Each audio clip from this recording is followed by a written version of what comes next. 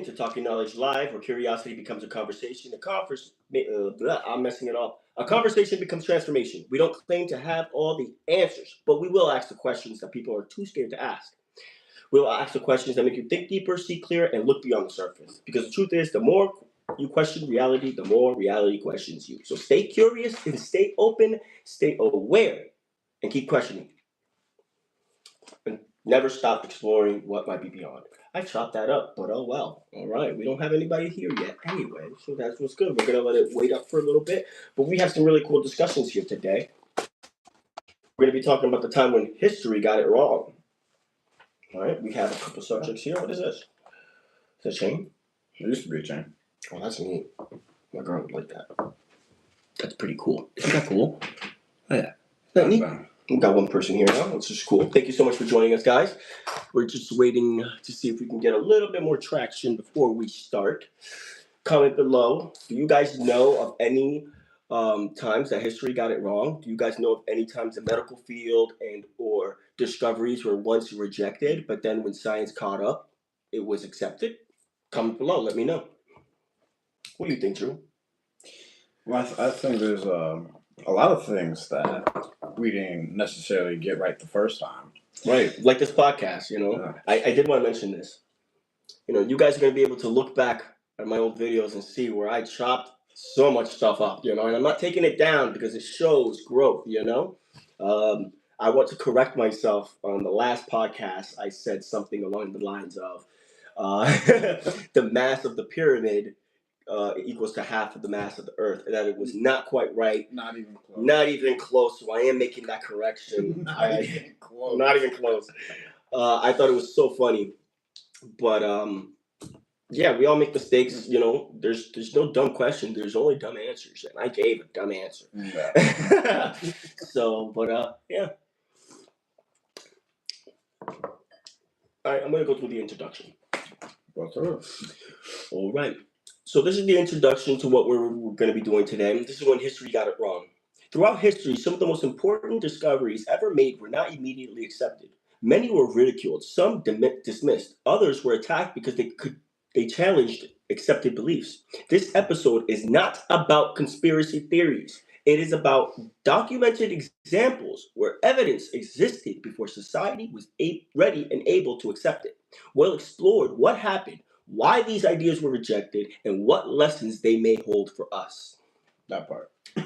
I love that. Thank you for the 14 people that are here joining us. Do me a favor, hit that like button, guys, and subscribe. We really do appreciate your time. We're going to be getting into segment 1, so do not go anywhere. We're just starting, all right?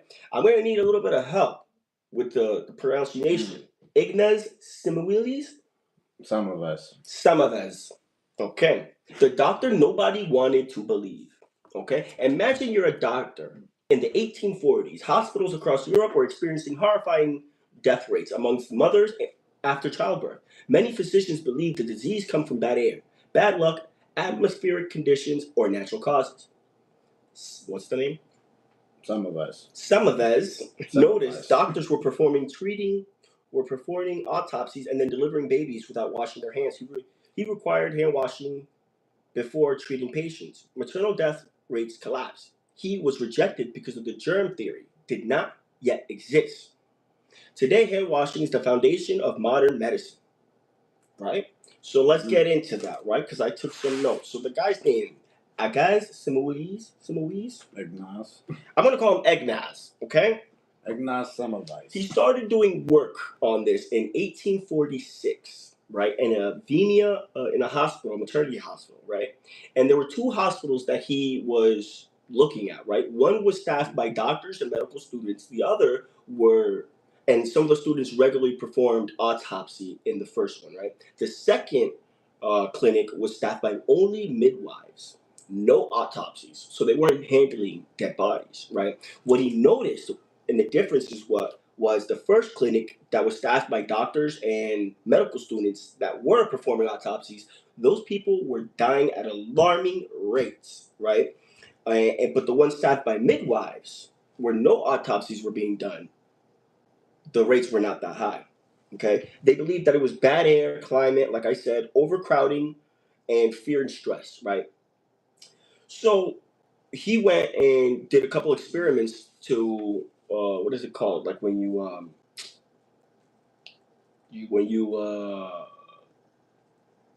God, I can't think of it. He tried to check them off one by one, basically. Process of elimination is what he tried to do. So he tried fear, right? A priest would walk through the hospital with a bell, right? So what he did was change his route. He changed that, but nothing changed. Overcrowding. The second clinic was always more crowded than the first because people were wanting to give birth in the second one because they knew the alarming rates of the first. So it couldn't be overcrowding because then the second clinic would have been the one with alarming rates because they were the one overcrowding, right? Then they even thought that it was the way that they were delivering the babies, the position of the child. I mean, there's only really one position of the child at right? first, right? But it wasn't that, right? So now he had a breakthrough, right? In 1847, he had a close friend who died, right? And this friend was working on a dying woman, right? And he got cut. When he died because of that cut, Inges, the scientist, went and did a autopsy on him. He noticed something very particular. He noticed that the cut also had the same kind of bacteria and stuff like that than the person who died. So there was like a huge connection there, you know? So his hypothesis was autopsies done in the morning, right? And then they went without washing hands straight to delivering babies in the afternoon. He thought that was his hypothesis, that was the problem, you know? And this is just a cool fact. Did you know that his last name, I can't pronounce his last name. Semmelweis reflex. That's actually a term where it's a tendency to reject new evidence simply because it contradicts the mainstream. So that's called the Semmelweis reflex.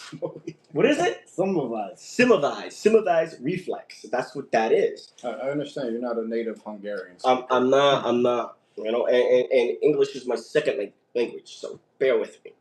But okay, so he had the friend die. He did an autopsy on him, and he connected the dots. He saw bacteria in his friend's cut that was also on the dying woman that he worked on, right? Still, they didn't believe. They still didn't believe, right? So he had this thing. He said cadaverous particles. Cadaverous. I just chop up a whole. You guys would just love to make shorts about all the times I misspelled something or missaid something. But yeah, that's what he thought they were. Before they were germs, that's what they were. They were cadaverous. Like a cadaver. Cadaverous particles is what they called germs before germs was a thing, right? So he did an experiment, right? And he told the doctors to start washing their hands with soap, not any ordinary soap, chlorinated soap, right? The results, absolutely shocking, dude. It went from 18.3 morality, right, in the beginning in 1847. Not even a year later, right, in June of 1847, it dropped to 2.2%. And then a month after that, 1.2%. So he was right. All just from washing your hands.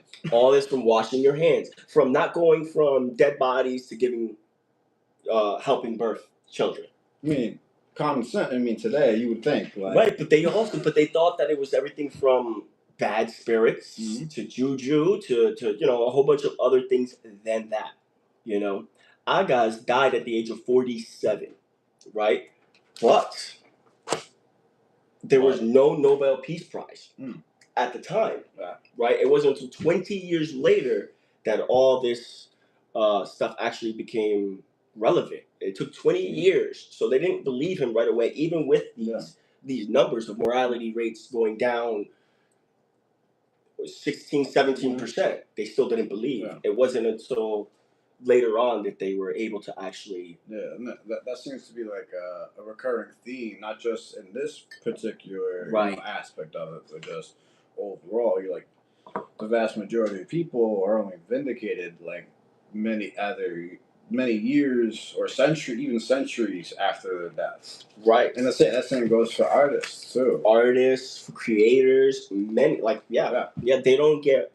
You never get the props you deserve when you're alive. You know, story of our lives, huh? But I just thought that was one of my favorite things to actually look into, right? And that leads me. But there's a question here that I want to ask. How many lives were lost because people refused to consider evidence that challenged the accepted beliefs? So imagine if everybody just said, "Oh, he's full of shit," and never started washing hands. You know, imagine if today we didn't go around washing hands. How many people would be dying? Look what happened with COVID. You know, and that was a big thing. Wash your hands and this and that. Wear masks. Clean up the toilet paper aisle. Right. It's all because of this man right here. Did we learn that washing hands would contribute to decreasing the death rate? You know. So I just thought that was awesome. You know, you would think that the midwives would have more people dying because they weren't as like clinically trained, right? Exactly, right. But it's because they weren't dealing with dead people. Yeah, that's all. You know, who would have thought? You know? Who would have thought, right? That washing your hands would prevent germs from spreading. Wow. He did. How do you pronounce his name again? Ignaz Semmelweis. He knew, right? So he wasn't the only person whose discovery was dismissed. Next comes the discovery overturned decades of medical thinking. I just want you to ponder on that. This next segment, right? It completely changed 10 years worth of medical research. So of course they were rejected. Yeah. Of course they were told, you're full of crap, this and that. Because at the end of the day, you had doctors that, was in school, paid tons of money to learn what they learned, et cetera, et cetera. They didn't want to accept that they were wrong. Yeah, there's like a lot of ego and pride involved with this, and this still carries over to the present day in other fields and other disciplines where people's egos get checked, and then there's some sort of confrontation, however subtle or overt, right? And it just becomes some big pissing match. Yeah.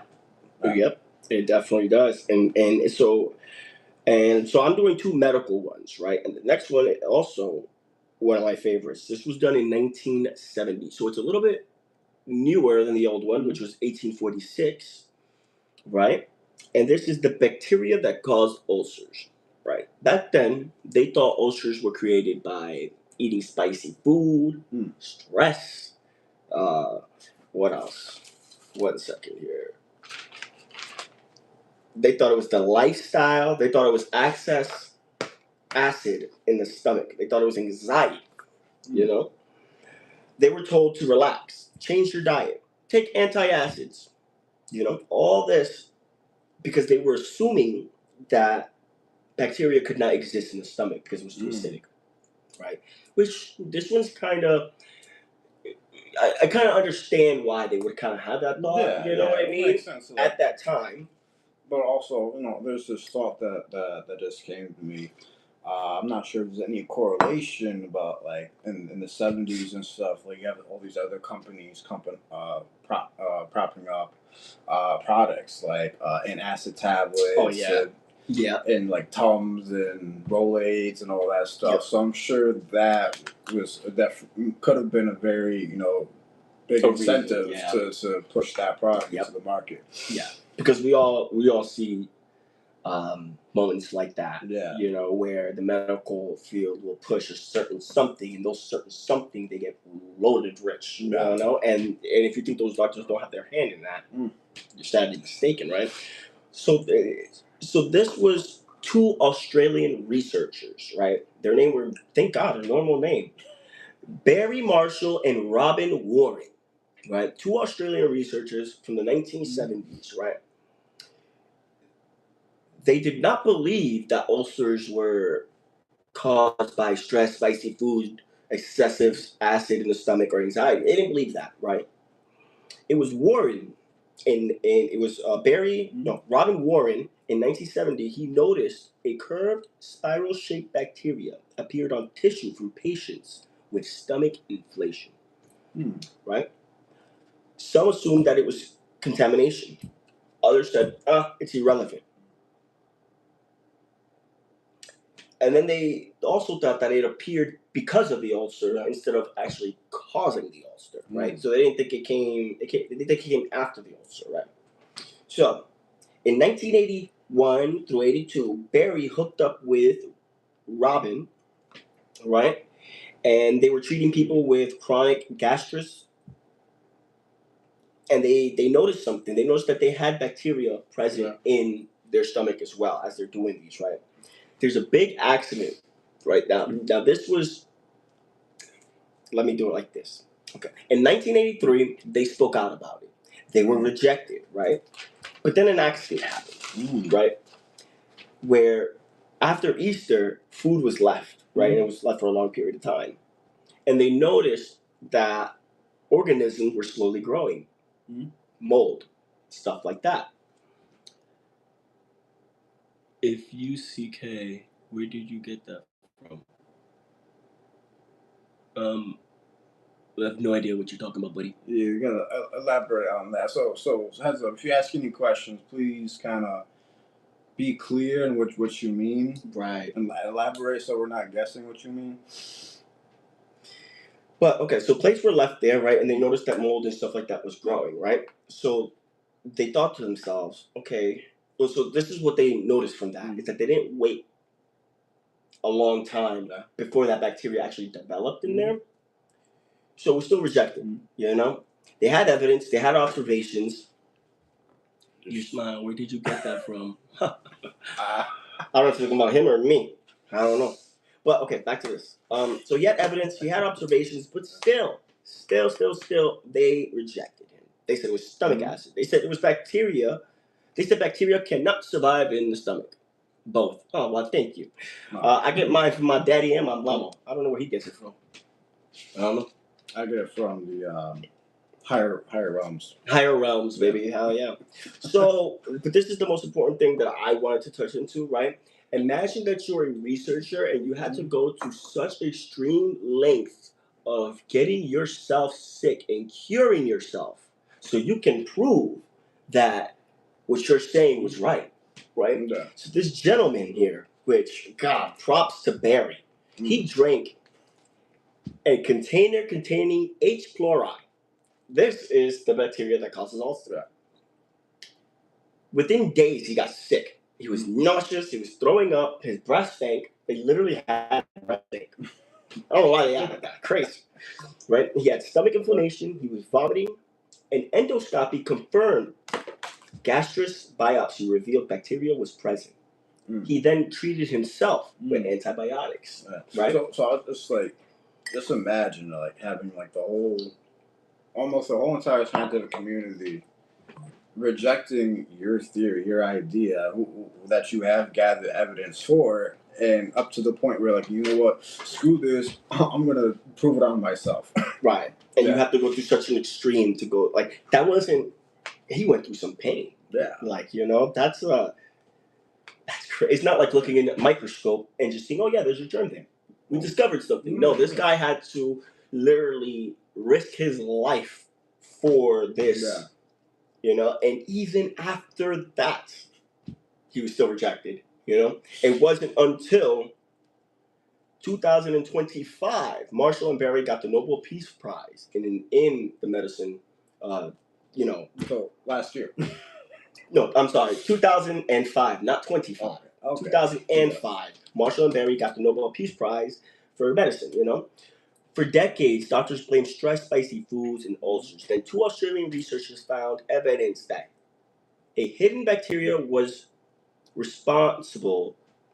They mocked him because they knew, quote unquote, that bacteria couldn't survive in his stomach. Barry was so frustrated he drank that, right, and became sick. Not before extensive tests proved, in his biopsy, that there was bacteria that was present in him, in his own stomach, right? And that was from 1982 to 1984. That's nuts. I'm still taken aback by he literally had to ingest the bacteria himself. Yes. Just to prove it. Just wow, that's right. And then didn't even get acknowledged for it. Yeah. So this happened in 1980s, yeah. and it wasn't until 2005 that like W story. Awesome, thank you. We really appreciate that. Hit that subscribe button, bro. We really appreciate your time, man. Every day we get at least one person subscribing, and that's all that matters to me, man. So thank you. Cheers to you. Cheers. Clink. Oh yeah, clink. So yeah, those are the two stories that I'm personally on, right? Yeah. I'm just gonna recap it and do it quick. Insane. Mm-hmm. I totally loved going into it. Yeah. So the shows, right? So germs weren't always a thing, right? And the reason why I'm saying germs for this first one is because that kind of has to do with germs. They didn't believe in germs back in 1840s. Mm-hmm. They thought it was everything but germs. Yeah. It wasn't until this name. Ignaz Semmelweis proved by telling doctors just wash your hands. Yeah. And the mortality rates plummeted. Mortality rates plummeted. It was at 18% in 1847 of April. Mm-hmm. And then June 2.2%, July 1.2%. So it kept going down and down and down. So from 1847, it took 20 to 40 years for it to be accepted, right?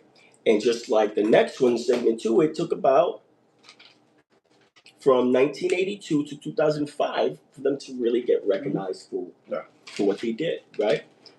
It's amazing. I can't imagine how many other things history ignored because they didn't have, and it's not like they didn't have compelling evidence. Right. They did, but they just challenged the mainstream narrative, and that is a dangerous thing to do. So, I won't be drinking a cup of H. chloride to prove anything. That's for sure. I wouldn't do that, you know? Yeah. He really, really stuck to his guns about that. Right. And sometimes, so this is the big thing on there. Sometimes discoveries are rejected because they sound really impossible. Yeah. What I don't understand is, did they try putting bacteria in acid and say it won't survive? Or did they just assume that all bacteria can survive in acid? I think they just assumed it, you know? And thus, imagine how many people died and weren't able to be, cured right. If they did think that they knew that, if they did that, put the bacteria in the acid, depending on what acid is, like stomach acid, they would know that. Right. But they were so adamant of that that can't be the case. It shows that they or maybe they did and they didn't want to accept it. That's what it sounded like. Because when I was reading about when he drank the H. chloride, they still were saying no. Yeah. And that's, but those were two really good stories that I couldn't wait to get into. Now the floor is open for you. He's got a couple segments of his own. Yeah, I got some segments too. And they're a little bit longer. A little bit more detailed to some extent. This kind of shifts the from like the medical field into archaeology, and I have other segments where I'll get into science, right? Not particularly medical science, like physics. And all that good stuff. Right. So we're gonna talk We're gonna talk about the city of Troy. The city of Troy. No, not Troy, New York, guys. No. Not Troy, New York. No, but I'm sure maybe some of you, maybe you have seen the movie Troy. With Brad Pitt. I've seen like clips of it. Yeah. I'm not saying it was a bad movie, right? Mm-hmm. So, but like,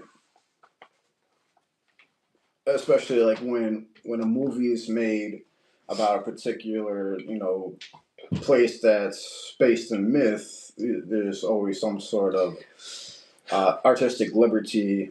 And, yeah, but it could go the same way. Like they were trying to say that the Bible was fake, this and that. But the more that we keep going to locations in the Bible and digging up. Yeah.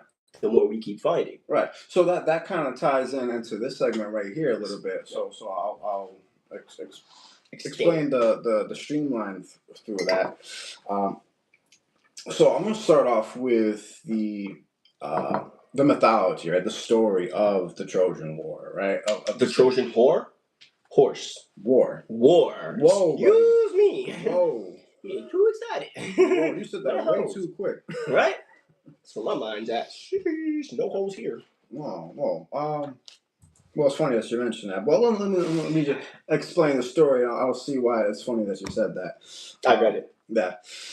So this starts off with there's this guy named Paris, right? Not Paris, France. Not France. Not France. Not France. He's like a prince, right? He's a prince in Anatolia, right? Which is modern day Turkey, right? And he was asked by the three goddesses, Hera, Athena, and Aphrodite, right? And So, I don't know if wrong. So, how was this story found? Was it on tablets? Was it on a papyrus? Was it on, like, how was it? How was the first person who started talking about Troy? So it was just word of mouth legends? So I think that's where it began, but it was like standardized into an epic poem written by Homer called the Iliad. What year? 8th century BCE. Okay. And so this is pretty. I didn't know Troy was actually that old. Yeah. So this is just when he wrote this down, right? When he wrote this poem down. So it could be events from further past that were passed down. Right. As a lot of Greek myths and stories were a lot older by the time that they were finally written down. And so, yeah, right. So we find references to Troy and the Trojan War in the Iliad and the Odyssey, right? Were both written by Homer. And those are poems. Yeah, epic poems. Epic. Like, so an epic poem is not like a stanza or like 16 bars. It's like a whole like book. Epic. Hence the word epic. Yeah. Epic. So it's like a book almost. Is it poetry? Is it rhyming and stuff like that? Oh, I'm sure it's right, but like not all poetry needs to rhyme. So it's a story, you know, like spoken word poetry is my favorite. Yeah. And so this whole story kind of starts with, it's called the Judgment of Paris, right? So these three goddesses, Hera, Athena, and Aphrodite, right? Hera is she's Zeus's wife. She's the goddess of queenly authority, of marriage, and the family, right? Family household. And then we have Athena, right? She's the goddess of wisdom, right? She's goddess of patience and insight, right? And then we have Aphrodite, right? Who is the goddess of love. So 2 females and a man? No, they're all females. They're all female. Yeah. That's different. Hence I said goddesses. Goddesses, you did. Okay, that's different. Very different from, I feel like every other religion usually tried to paint the god as a masculine figure. You know? Well, that branches. I say that branches more into like monotheism, right? Where it's just masculine, and then there's no other female counterpart. Okay. But that's we're not going to get into. That's a whole nother conversation that we could have. Gotcha. So they all asked Paris, who is the fairest of them all? Is this where the term? Is that where that comes from? I'm not sure if there's a direct correlation, but I'm sure there's some kernels of truth in there, right? Okay. And they each offered him a reward, right? However, Aphrodite, right? She promised rather Paris, if you say that I'm the fairest goddess, I will promise you the most beautiful woman in the world. I think that's a goddamn. Remember, it's a story, right? Yeah. Right. So I don't think that's a gift, though, man. She could be beautiful, but is she nagging? That's another topic. That's another topic. No, don't get us demonetized now. Yeah, right. And so this most beautiful woman in the world was known as Helen, as in Helen of Troy. Right. Okay. Sounds familiar, right? It does. Right. But she was already married to. She was the wife of this guy named Menelaus.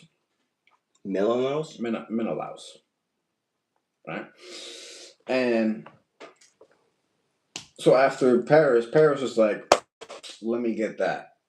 He was with it. Aphrodite, you are the fairest goddess. He said, Mike, okay, let's do it. Yeah. And so in some versions, right, Aphrodite, it's described that she abducts Helen. Other versions say that by whatever goddessly magic or spell or divine intervention. But when you say other stories, are they not all? Are they?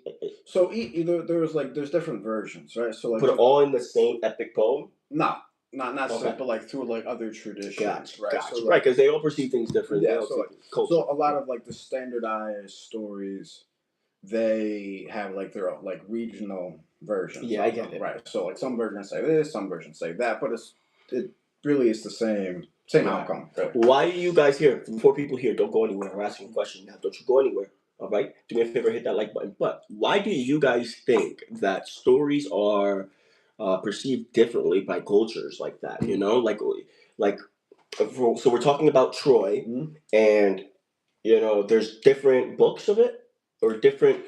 So there's this main book, right? Which literature, which is right, and then there's others. The question is, why do you think the other ones were different? What did it have to do with culture or setting, or is it like one of those things with a telephone game? By the time it gets to the end, it changes. Yeah, that's all. That's I think that there's a good combination of telephone, regional, cultural interpretations. People put value on different things. Right. Like we did a previous session a little while back about Saturn, right? So to the Greeks, he was a devourer of children, right? But to the Romans, he was the supreme ruler of a bygone golden age. Right, so it's the same guy, same God, same type. They probably presented themselves differently to each one. Yeah, you know, it didn't even have to be the human's perception. It could be the way their God decided to encounter them. Yeah, you know. Yeah. So, long story short, right? So Paris and Helen, they're eloped now, right? So, Menelaus and his brother Agamemnon. Mm-hmm. They assembled a coalition of other Greek kings and warriors to retrieve her. And so the whole war was to get Helen back. From Paris. Right, yeah. Because she was taken from him because the goddess, right? Because the goddess made a promise to him. Yeah. So he's like, oh man, I missed my girl, man. I'm about to start war. Let me get my hoe back. You know what I mean? That's basically what he was saying. He was like, no way. That's my girl. I ain't letting her go. No. Sorry, go ahead. Sure. I think it was a little bit more outraged than oh, why thou left me? I don't know, something like that. No, but so the woman, so his wife was taken because the goddess promised this gentleman if he told her, the goddess, you are the fairest one of them all. Yeah. He would take this wife from this man and give it to the other man. Yeah.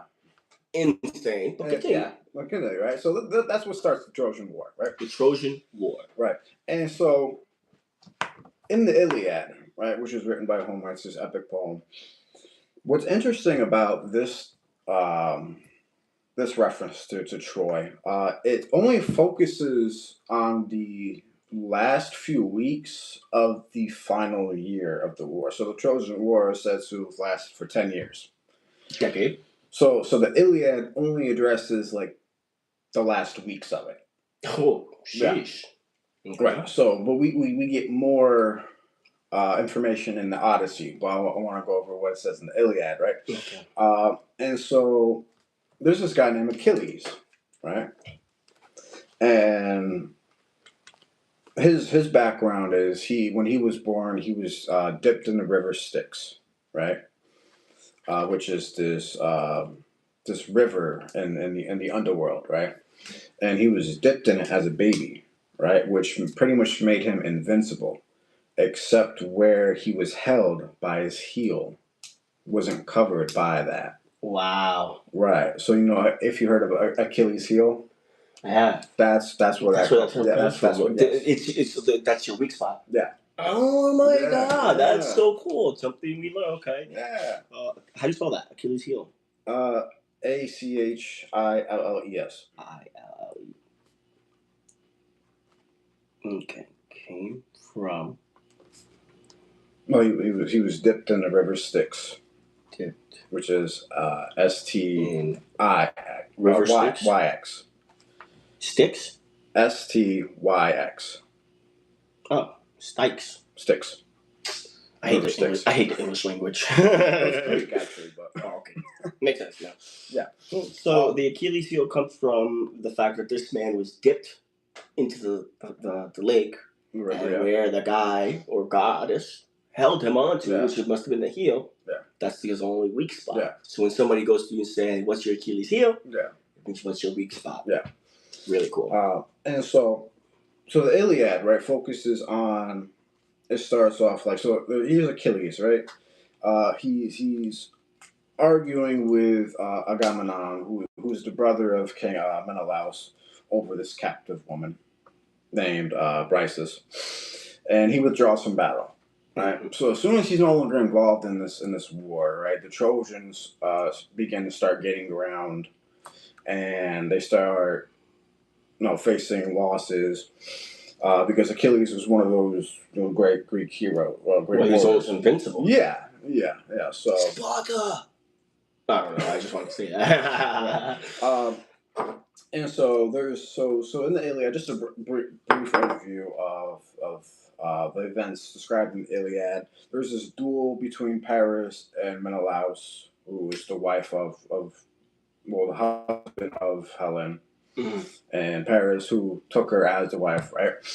And then... So these two men are at war. Yeah. Okay. Yeah, so they're pretty much... So Menelaus was the husband. Mm-hmm. Paris is the one who talked to the goddess. Yeah. Mm-hmm. Yeah, so this describes that duel between them. So this all started because of a woman. Yeah. A beautiful woman, I might add. Most beautiful woman in the world. So they claimed. Yeah. And there's this guy named Hector. Right? Hector. Crazy. They're going to throw an American name in, or a Mexican name in there. Well Mexican American. Trying not to get banned here. well, Hector was a Trojan, right? He was one of Troy's greatest warriors. Is this where the term Trojan horse comes from, too? I'm going to get there. I'm skipping. I always do this. I'm getting to that, right? So in the Iliad, like Hector says goodbye to his wife and son. They describe fierce battles around Greek ships. They're at sea as well, also on land. This was a big war. Yeah, it lasts for 10 years. So the guy whose wife was taken, he's like a king or something? Yes. Okay. And the other guy was a regular guy until he got dipped into the thing. Well, so Achilles, he's only there for the war. So he was summoned. He was assembled. He was part of that. But the one who got the woman. That's Paris. Paris. Okay, Paris. He's like a prince. Oh, he is. Okay. Because I'm trying to figure out how did they have men to back them. You know what I mean? They're willing to die. So another dude's wife. And so this guy Hector also, right? Mm-hmm. So his father is the king of Troy. And his name is Priam. Hector's father? Yeah. His father is king of Troy. And so there's other events in the Iliad as well. Achilles has what's stated as a very close companion. Who? Achilles? Yeah. So Achilles has this very close companion. Okay. Right? They're tight, like real tight, right? And his name is Patroclus, right? And so Achilles is away. Patroclus is wearing his armor. He's in battle. Hector ends up killing Patroclus, and Achilles finds out. Very upset, very mad, very angry. So Paris and Achilles, two different people. Yes. Okay. Achilles. Yes. Where does he jump in again? Right now, actually. So once Patroclus is killed, Achilles comes back. Right, but so before he had left, though, is this the guy who was dead? Yes. Right. Achilles is the guy who was dead. Okay, got you. Right. And so Achilles returns to battle, right? He has this duel with Hector, ends up killing Hector, and drags his body behind his chariot. And I don't think we could say that word. Unalives. Yeah. Permanently disconnects them from the reality. from the server. Yeah. Yeah, he's permanently disconnected from the server. Yeah. I like it. Yeah. And so King Priam, right? He comes to Achilles, begs for his body, and because it's his son. Yeah. And so in the Iliad, right? It doesn't end with the fall of Troy. It ends with Hector's funeral. Right. So that's in the Iliad, right? Iliad. Right. And so the fall of Troy appears in the Odyssey, and there's this other work called the Ennead. So what can we is there any way to like? So you said it was a book, right? Yeah. Like I know, and I'm probably way off, but I'm gonna ask it anyway. Is there a way to like what is it called? To date it? I'm probably going to answer your question eventually. I'm sorry. Yeah. Right. And so this is where, so in the Odyssey, this is where we get into the fall of Troy. Okay. Right. So the fall of Troy, the traditional account is that the Greeks pretend to sail away. They leave behind a giant wooden horse. I heard about this one, yes. And so there's this Trojan priest by the name of Laocoon, and he warns the Trojans, beware of Greeks bearing gifts. Because of that. Yeah. And so, but the Trojans, they bring the city, they bring the horse into the city anyway. And inside this horse, you have Greek warriors hiding inside, right? And so at night, they emerge from the horse. They open the city gates to let the rest of their forces in, and they just sack the city, burn the city down. Wow. And Troy falls. Right. So Achilles, or not Achilles, the king of Troy is Priam. Yeah. Okay. So Achilles and Paris took over that using the Trojan horse. No, well, Paris was a Trojan. Was he not fighting as well? He was. He fought Menelaus, who's the original husband of Helen. Right. And so but Achilles was fighting the army. Achilles was fighting with the Greeks. Okay. He was fighting against the Trojans. Right. And so the Odyssey is particularly famous for this guy named Odysseus, which follows him after the end of the war. It takes him 10 years. He's away. He's a king himself, right? The war lasts for 10 years, right? It takes him 10 more years to get back home, right? Which, when any reference to Troy in the Odysseys after the Trojan horse and all that stuff, it's all about him making it back home, right? So that's where Troy is described in Greek literature. It's described how it looks and stuff like that? Well, like what happened, like the war in the city, right? So for a long time after, so this is where we actually get into the archaeology and the field research and the excavations of it, right? So in 1822, there was this guy named Charles McLaren, right? McLaren, yeah. I'm going to share this quick.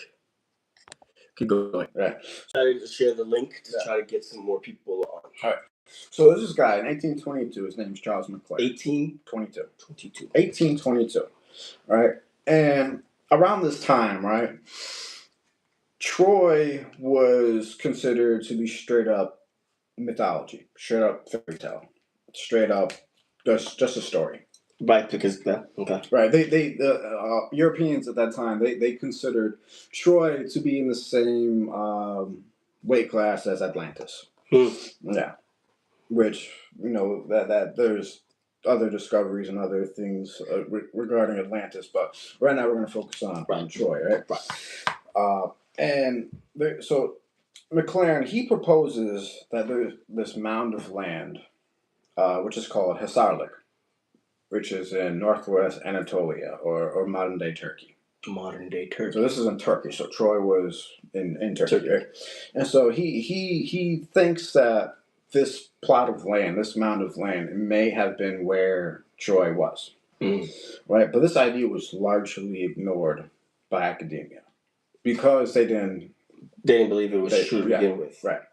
But so, what did you see anywhere of why did he think it was that? Why did he was looking like back. He was looking at the actual text itself that Homer wrote and other adjacent literature to try to like pinpoint where like somebody would look at scripture, right, and kind of pinpoint where certain cities might be, like Jericho or even, so he kind of deduced it that way. Process of elimination. Sure. But it can't be. Stuff like that. Right. And so that idea kind of just faded, right? And so we move to 1847, right? And there's this family, it's called the Calvert family, right? And it was particularly two brothers, right? Frank Calvert and Frederick Calvert. Right. So Frederick Calvert purchases some land, right, in that area. And that includes part of that historic mound, right? And then some years later, in the 1850s and 1860s, Frank Calvert, his brother, starts to do some investigating, right? He spent years studying the region. He examined, ancient sources. He too looked at the texts, and he did some exploratory excavations himself. He did a little bit digging himself, right? And by the mid-1860s, he was convinced that Hisarlik was the true location of Troy. Do you know what it was that convinced him of that? Just like the area, like everything fit. Everything fit together, right? So I'm like, this is the place, right? So in 1865, he reported his findings to scholarly circles in London, right? However, Frank Calvert had a problem. He had a problem. Frank Calvert had a problem. He had no money. He was broke. Yeah, he was broke. He was not well funded, right? And so 3 years later, in 1868, he runs into this wealthy German businessman named Heinrich Schliemann. Not the Germans. Right? And Schliemann, he was obsessed with Homer, right? Since childhood. Like, he was obsessed with the story of Troy ever since he was little. God. Right? And he visited the region. The reason, right? And he initially favored this site called Penarbasi. Penarbasi? Yeah. And however, Calvert, him and Schliemann, Calvert and Schliemann met, right? And Calvert convinced him that it was the Hisarlik mound, which was the right place, right? Yeah. And what's funny is that without Calvert, right, Schliemann might have never dug at Hisarlik. No, right, because he didn't have the money for it. Right. Well, no, Schliemann did.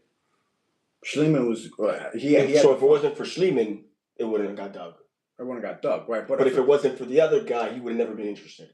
No, he was already interested. He would just be digging in the wrong place. Oh, okay. Yeah. Yeah. So did he ever try to locate it himself? The German? He thought it was a different area. Gotcha. He thought it was the Penarbasi site. Gotcha. Which is in the area, but not Hisarlik. Right. Okay. Right. So in 1871, he starts doing excavations. Right. The thing was that Schliemann had that Calvert didn't. Schliemann had loads of money. He had publicity skills, and he had ambition. He had the determination to really get it, because he was the one who was really obsessed. Calvert was he was just in it. He wasn't, not that he wasn't obsessed with it, because he found the location. Yeah, he found it. he was interested in it. Right. He reached the roadblock. Yeah, but he meets Schliemann, and he's been waiting for this his whole life, pretty much. Right. And so this is where some controversy starts to come in, right? So Schliemann, there's this thing called Schliemann's Trench, right? Things are always named after these people who discover something. Yeah. That's pretty cool. Yeah. I gotta name something. The Calvin discovery. Go ahead. The Calico method. The Calico method. Exactly. Yeah. Hell yeah. And Sorry. you're cut off. Yeah. The privileges have been revoked. And so he believed Homer's Troy had to be the oldest city, right? So there's this mound, right? And there was layers to this mound, right? So he thought the oldest layer of it is where Troy would be. So he dug like this massive trench directly through the site, and in turn actually destroyed large portions of later layers that modern archaeologists now regard as the strongest candidate for Troy. Oh my God! Wait, so this was done by the German? Yeah, Schliemann. Wow. Yeah, he probably had the same energy I did, just so excited. Let's go, and then messed it all up. Yeah, and this is where people have mixed feelings, right? Because when he was doing his excavation, right, he did find artifacts. He found diadems. He found shields. He found gold, right? And he thought like, hey, this is Troy, right? So he found this like a spectacular cake of gold, right? And he named it Priam's treasure, right? The king of Troy, right? That was associated, right? But later research revealed that treasure was probably 1,000 years older than the period traditionally associated with the Trojan War. How could they have dated the gold? Like the I guess the layers, the surrounding rock area. layers, Yep, makes sense. And so Schliemann became internationally famous because of this discovery. Mm-hmm. The German, the one with the money. Yes, the one with the money, Schliemann. However, Calvert, he kind of faded into the background, right? And there's some mixed feelings about Schliemann, right? Because he did help prove that Troy was a real city. He popularized archaeology. However, through his ambition and determination and, dare I say, recklessness, destroyed a lot of priceless. Wait, so it wasn't the German who messed up the artifacts? Yeah, it was. Yeah, it wasn't. He was the one who was doing the digging. So Calvert was involved, but he wasn't like doing the digging. He couldn't supply it. He had no funds to do it. But he had like advised and do you think supervised?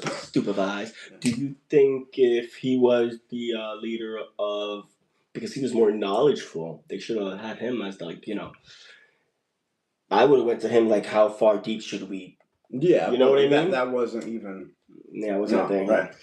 And so, but here's why Frank Calvert matters so much, right? So Calvert identified, like he didn't propose it was Hissarlik, but he identified Hissarlik as Troy before Schliemann. He conducted excavations there before Schliemann. He persuaded Schliemann to dig there in the first place because Schliemann thought he was. Oh no, it's over here. Yeah, and what's this really messed up part, Schliemann rarely gave Calvert any public credit at all. Which is crazy. Yeah. Crazy. So, this guy probably spent decades of his life researching, trying to find this place, being told he's crazy, being told you're wrong. And then when it's actually proven, nobody gave him the credit. Right. Okay. And so it's kind of like recap a timeline of this, right? There's McLaren. He proposes... Not the car. He proposed that the Hissarlik Mound is the site of Troy. Calvert investigated and became convinced that this was the location of Troy. Schliemann supplied the money, the funds, and the publicity. And there's other archaeologists by the name of Wilhelm Dortfeld and Karl Bleisen, and they identified layers relevant to the late Bronze Age, right? So it wasn't so much that the Trojan War didn't happen, right? That's still yet to be confirmed necessarily. But Troy as a city was, and for a long time, it was considered just to be a mythical city. Right. So with that being said, I mean, if we're reading something and they're describing a place that we never heard of, we don't think it's true, but we later on find that place, right? If we go back to the story that they were talking, and they're stating this happened here, right? The fact that we found that place, I think, is enough evidence to suggest that what they're saying has some relevance. Yeah, for sure. Yeah, that's cool. So that's Troy in a nutshell. I gave some background story to the references in the Iliad and Odyssey from Homer, and the archaeological discoveries and findings of the actual city itself. Right. And so just like the previous two segments, this also was not given credit until years later. Yeah, so pretty much not. It was pretty much until like recently, to like modern day, pretty much. So much longer than 10, 20 years. Yeah. That like archaeologists today, they sympathize with Calvert because like this was the dude who actually found the place. Right. They knew that. Yeah. And this Schliemann guy comes along and like takes all the credit pretty much. Which is, I think they set the tone for what we do today. Yeah, you know what I mean. I feel like that's which is honestly, it's kind of ironic because the whole thing about the Iliad and Homer's writings, it wasn't so much about like the war or the city itself, but it was more like a reflection on the culture, on people. Yeah, like pride, ego, love, hurt, envy, desire, passion, revenge, like all that, because it all what's really weird to me is that it started with the goddess being very prideful. Yeah. You know what I mean? It didn't start with man being prideful. Man was already was prideful. We were already prideful, right? The goddess, quote unquote, Aphrodite. Yeah. Took it, quote unquote, took advantage of that, right? And told the guy, "Hey, I'll give you a woman," and I guess men fall for that. Yeah. Crazy, insane. That was a good one. Yeah. So history gets it wrong many times, and we don't give acknowledgement to those who actually deserve it. Yeah. We should change that. Now that we are aware of these things as a society, we should change it. We should be giving more. We should not take everything at face value and believe it, but we should at least investigate everything thoroughly and without assumptions. Right. Don't be too closed-minded that you cut off oxygen to your brain, or be too open-minded your brain falls out. Yeah, that's a good one. Very good. Yeah, that was a good one. Nice. And I think that leads into our next segment, continental drift. Yeah. But before that, I'm going to use the bathroom real quick. Yeah. So we're gonna take a fiver. We're gonna take a 5-minute. Stay with us. Yeah. We're gonna loosen up the legs a little bit. There's more coming. Should I pause it? If I come back to it, I think I can. If I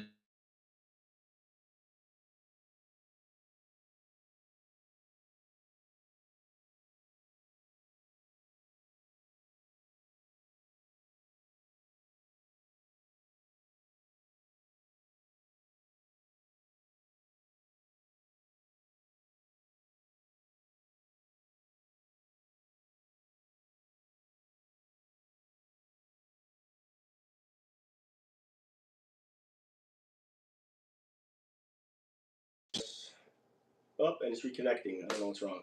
I don't know if you see this. Thank you. Give us 1 minute. We're taking a 5 to 10 minute break. We will be right back.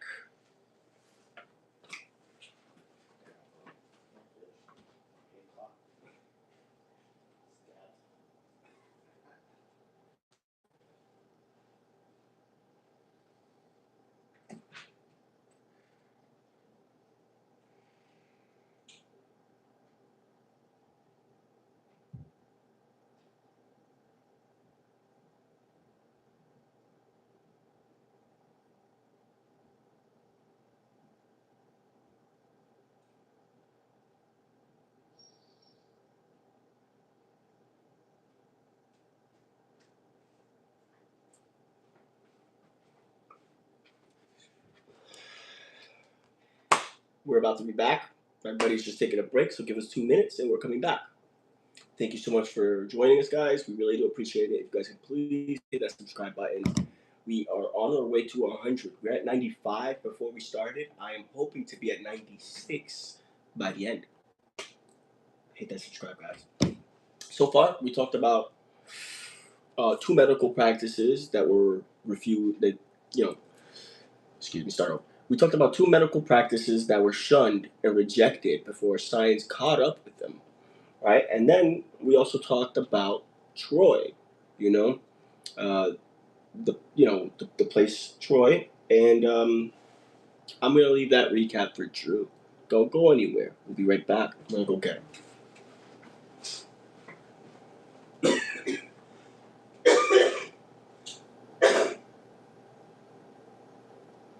Yo, Drew!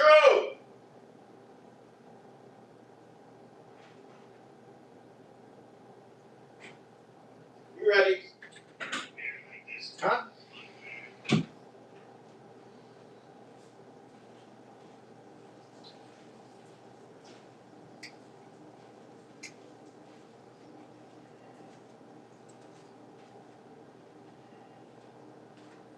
Ready?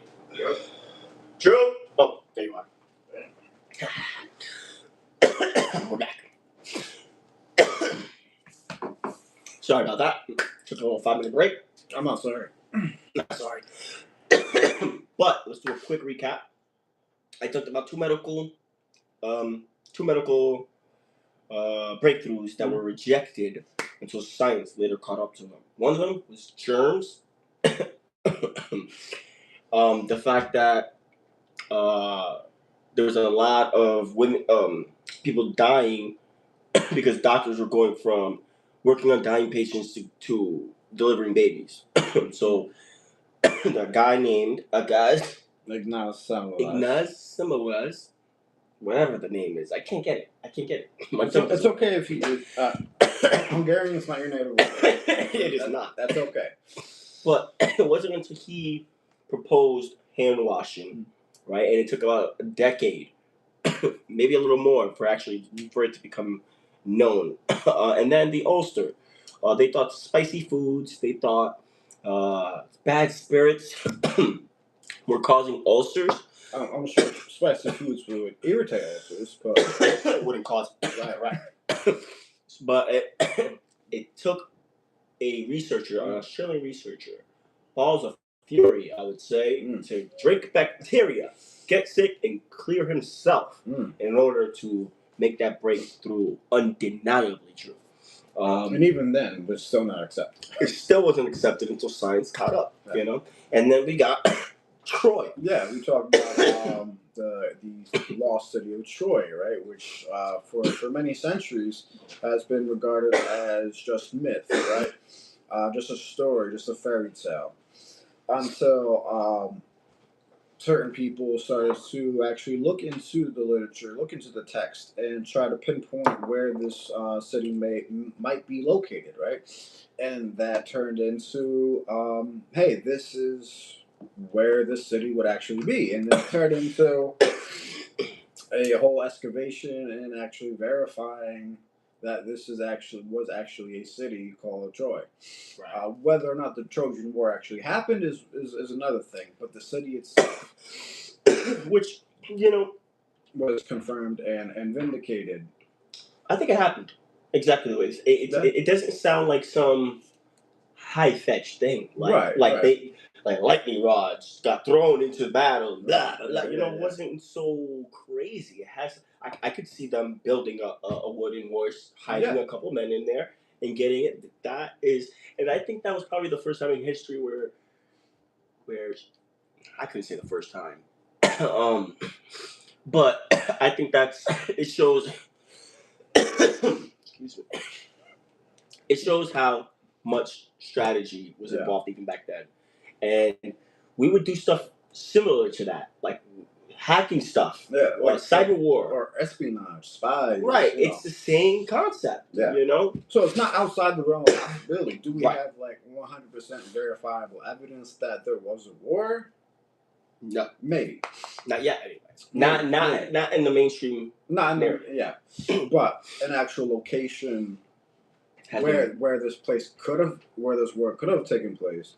That place has been confirmed. And they also found swords there. Yeah, swords, shields, charred areas. Gold. Yeah, gold. Diadems. A diadem is a two thing that you wear around your shoulders. But get this, that's not even the most important part. Yeah. I don't really think that is, because we gotta give credit where credit is due. The most important part was the guy who got completely Frank Calvert. Frank Calvert. Yeah. The man who discovered it, the man who verified, confirmed it through long, extensive research and trial and error. Yeah. And then he was pushed aside by Heinrich Schliemann. I'll chop that up. Study. You're gonna be doing You're gonna be doing that side. That's for sure. We're growing, guys. We're growing. But yeah, he came along because he had money. He had the resources. He had the publicity. He had the ambition, desire to actually find this place. And once he did, with help of the information from Calvert, he then completely, when all the publicity came, he said it was all him. Yeah. Insane. Yeah. So Frank Calvert. Frank Calvert. You can say Calvert. Frank Calvert. We want to thank you for your absolute love and passion for what you did. If it wasn't for you, we wouldn't have known about Troy. So we want to give you your props. Yeah. For sure. You're noticed, brother. Yeah, but even though Schliemann kind of stole a spotlight, his role was also we can't downplay his role either. Absolutely, very important. Even though he was. But I feel like anybody could have done that role as long as they had money. Yeah, or had the interest too. He had the interest. It was more like timing, like how they ran into each other, and then those. Yeah, I guess the only part that I don't like is the part that he did him dirty like that. Yeah. Yeah. Crazy. That seems to be a recurring theme throughout. Right? We're still doing that today. Yeah. There's people. Do you know that song that I sent you? It goes along the lines of I don't trust the bottle or its intentions on my life. Yeah. So somebody ripped that kid off. Right? I just saw this, and it's totally off topic, but I want to get to it. He made a song, another one, right?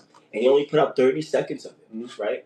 Somebody took that 30 seconds, threw it into AI, told it to finish the song, and to change, put a voiceover over it and put the song out. That's crazy. Insane. I think that's so wrong. That's why trademarks, copyrights, registering with the UPSTO, getting LLC, all that is very important. Very important. Which one of these days, maybe we should, we have a lot of people in, I appreciate this one person here. Thank you so much. We love you.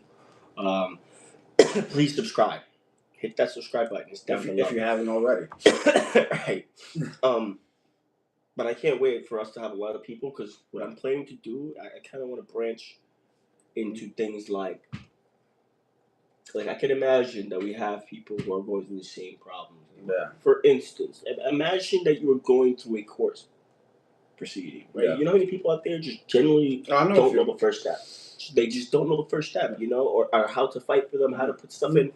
This could be a place where that's knowledge. Yeah. That's a form of knowledge. Yeah. Or maybe not even the first step, not knowing what to do, just being in a position where they feel powerless to do anything. Exactly. Yeah. Right. So we're gonna be branching. We're gonna let's not go too far. We're still doing recovery labs soon, man. Yeah, I'm making it. Oh, you're making it. I'm gonna make it.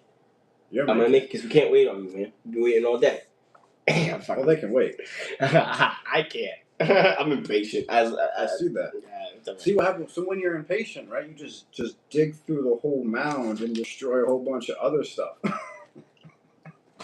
I guess I'm the German. Wow. Don't take my credit. I love you, bro. That was great. That was great. But all right, let's swing back through, guys, to segment number 4. Segment number. Yeah. It's number 4. I was keeping track. Yeah. So this segment's about a man named Alfred Wegener and a continental drift theory. Right, and he proposed that at one point all the continents were together. Right, they fit together. They were all one. Wait, we forgot to do. I'm sorry, I don't mean to cut you off. I wanted to say this, and then you get into everything. All right, say it. Say it. You know what I mean? Say it.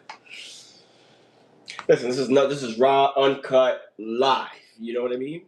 You just get what you get. But no, I'm not gonna cut you off like that, even though I did already. Yeah. Keep going, brother. Well, you already did it. Sorry. Nah, you already said what I said for next one. For the next one. Okay, for the next one. Okay. Jeez, she's terrible. All right. Live, raw, uncut, unfiltered. I think you're the unfiltered one here. Yes. Yeah. You know what, guys? That's the best content, though, man. I don't want to be watching. Personally, me, I don't like watching people who put a facade on. No. I don't put a facade on. You know me personally. Yeah. I am the same no matter where I go. You know? This is me. Everywhere he goes. On and off camera. Yeah. So you get raw, live, genuine content here, guys. So bear with us. I'm gonna grow through this, you know. And while we look back at these videos, I sit there laughing. We make fun of. We make fun of me so much that there's nothing you guys can say that would hurt my feelings. So go ahead, hit those comments, chop it up, please do. I don't care. Respectfully. Much love. Let's keep going. Yeah, okay. All right. And so I'm just gonna just read it, bro. Just read it. Okay. Let's read it.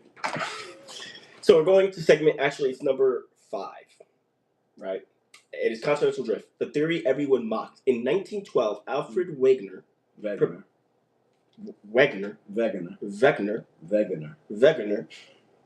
Alfred Wegener proposed that continents move. Scientists mocked the idea because he could not explain the mechanism. Mm-hmm. Evidence accumulated, and plate tectonics eventually proved continental movement was real. Today is one of geologists' foundations. And then we do have a question, but we're going to ask that at the end. And you're probably going to already answer that. So it doesn't matter. But now he's going to get into it very deep. You see the flow? Yeah. Okay, cool. So that way there's certain parts in the beginning you won't even have to say. You can just get right into it. Raw, uncut. We don't edit here. We don't do edits. Eventually, I'm going to go back and take all these videos and do an edit. And we're going to have a live version and an edited version. In all due time. But let's go. Do you have anything else before I continue? Nope. That's all, buddy. Are you sure? Love you, buddy. It's going to happen again. I just know it. Love you, buddy. All right. So Alfred Wegener, continental drift. Right. So that idea of continents moving and fitting together, he wasn't the first one to come up with this, right? So this idea of at least some of the continents, right? All the continents have been joined together and then later separated, was kind of pioneered by this cartographer, which means map maker, pretty much, by Abraham Ortelius in 1596. Right? And so he was looking at the maps at that time, right? And he observed how the coastlines of South America and Africa appear to fit together, right? And he suggested that they've been joined together and later separated by either earthquakes or floods, right? And so even at this time, right, even though that's a modern thought, right, back then, it was still very speculative, right? So the idea kind of like was shelved pretty much. Right? So did they reject it or they shelved it? I think that's a big difference. You know what I mean? I'm sure there was a little bit of both around this time. Because this was also the time of like we're well into the age of exploration at this time, right? So this is where people start making maps, right? Yeah. Hence the name for the map maker. Yeah, cartographer. Yeah. And then fast forward, a couple hundred years, 1858. There's this. He too was also kind of a cartographer by the name of Antonio Snyder Pellegrini. Right? And he published maps actually showing continents fitted together. But there were. You think at the time they were fitting together, or was he just drawing in that way? So at that time, we've already knew the outline of the continents through the coastline and stuff. So he was trying to piecing them together. And also at this time, there was also other fields of scientific study also up and coming, like paleontology, right? What's paleontology? Studying fossils. Okay. Ancient life. Yeah. Right. So the study of ancient life, prehistoric Earth, right? And he used fossil evidence available at the time, and the similarities between Europe and North America to argue for a former previous connection between the two continents. Mm-hmm. Right? And then nothing really came up too much. It didn't gain too much traction for reasons, right? I mean, because he's challenging it. Yeah. I mean, that's the recurring theme. Anything challenged. Yeah. And so for a long time, people used to think that the continents in their present position was always like that. Right. And then so we finally come to Alfred Wegener, right, who was born on November 1st, 1880 in Berlin. Right? And he was not a geologist by trade. What was he? His primary fields of study were astronomy, meteorology, climatology, and polar exploration. I mean, I feel like that's a little that's a step above what you're doing. Yeah, it seems a little nitpicky, right? and because he wasn't a geologist, that later on would become a source of resistance. Because when he was trying to say this, he was still. You're not a geologist. What do you know about this? You know 10 other stuff. There's no way you can know about this. Yeah. So still reasonable, right? And so in 1906 to 1908, Wegener goes on an expedition to Greenland, and this was 1906 to what? 1908. Right, and it was these experiences that deepened his interest in Earth's climate and geological changes. Where did he sail to? Okay, sorry. I'm sorry. And so on this expedition, right, he started to get an interest more in geology, right, and climate. And in 1910, right, so 2 years after the expedition, mm-hmm. he was studying maps, right? And him too, just like Ortelius and Snyder Pellegrini, right? He was looking at he was intrigued by the apparent fit of South America and Africa, North America and Europe, and other continental markets. He didn't see it as a coincidence, right? So he started seeing they appear to fit together. And so in 1912, this is his first public presentation. Right? He presented the idea that continents had once formed a single supercontinent. Pangea. We'll get to that. Long live Pangea. And eventually drifted apart. And this is generally considered to be the birth of continental drift theory. I'm going to just throw something totally out there, right? Throw it out there. Could it be when God made the heavens and the earth? Speak up. Could it be when God made the heavens and the earth? I'm personally a believer in Jesus and God.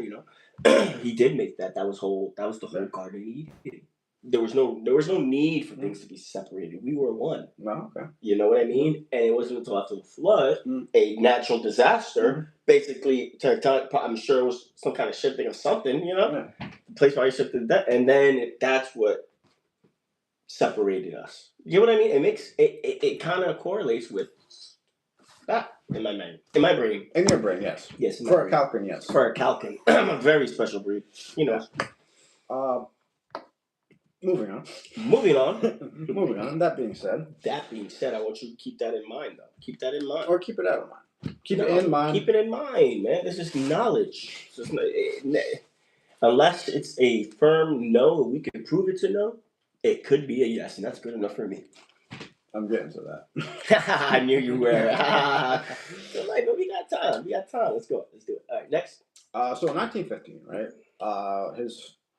Wegener published The Origin of Continents and Oceans, and in this published work, his evidence for continents moving, right, was the most obvious how continents fit together like a giant jigsaw puzzle. Right. All right. And when you look at like the ocean floor and ocean shelves rather than coastlines, the fit is even better. So not just the coastline, but like the actual floor, like the water too, because you got to take into consideration the rise of water, right? And so he also looked at his evidence was identical fossils, right, separated by oceans on different continents. Yes. Yeah. So yes, very good one. Species included Mesosaurus, Lystrosaurs. And these are dinosaurs. So a Lystrosaurus is what's called. I think it was called. They were considered what's called a synapsid. A synapsid. Not a dinosaur. But like, kind of like this in between mammal and reptile phase. It's not a reptile. It's not yet a mammal. It's in between. So those were what synapsids were. Wow. Yeah. I would love to do one on those alone. How do you spell that? Synapsids.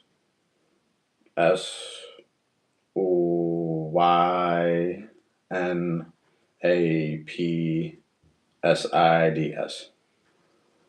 Yeah, that's good. Synapsids. I'm gonna do some research on that one. Yeah. So eventually, like I told you, I did want to do a session on dinosaurs. We will now. Eventually. We will now. I'm telling you, it all flows. It all flows. Yeah. You know. Yeah. It all flows. You know? So identical fossils, right? Separated by oceans on different continents, right? So how do these different species, separated by thousands of miles of ocean, appear on different continents? Do you think they could have been hauled for food purposes or something like that? I mean, I don't know how big. I don't know how they look. Like I said, I have to do research on them. You're looking at me like there was no way in hell of getting them on a boat. So I'm gonna go ahead and read your mind.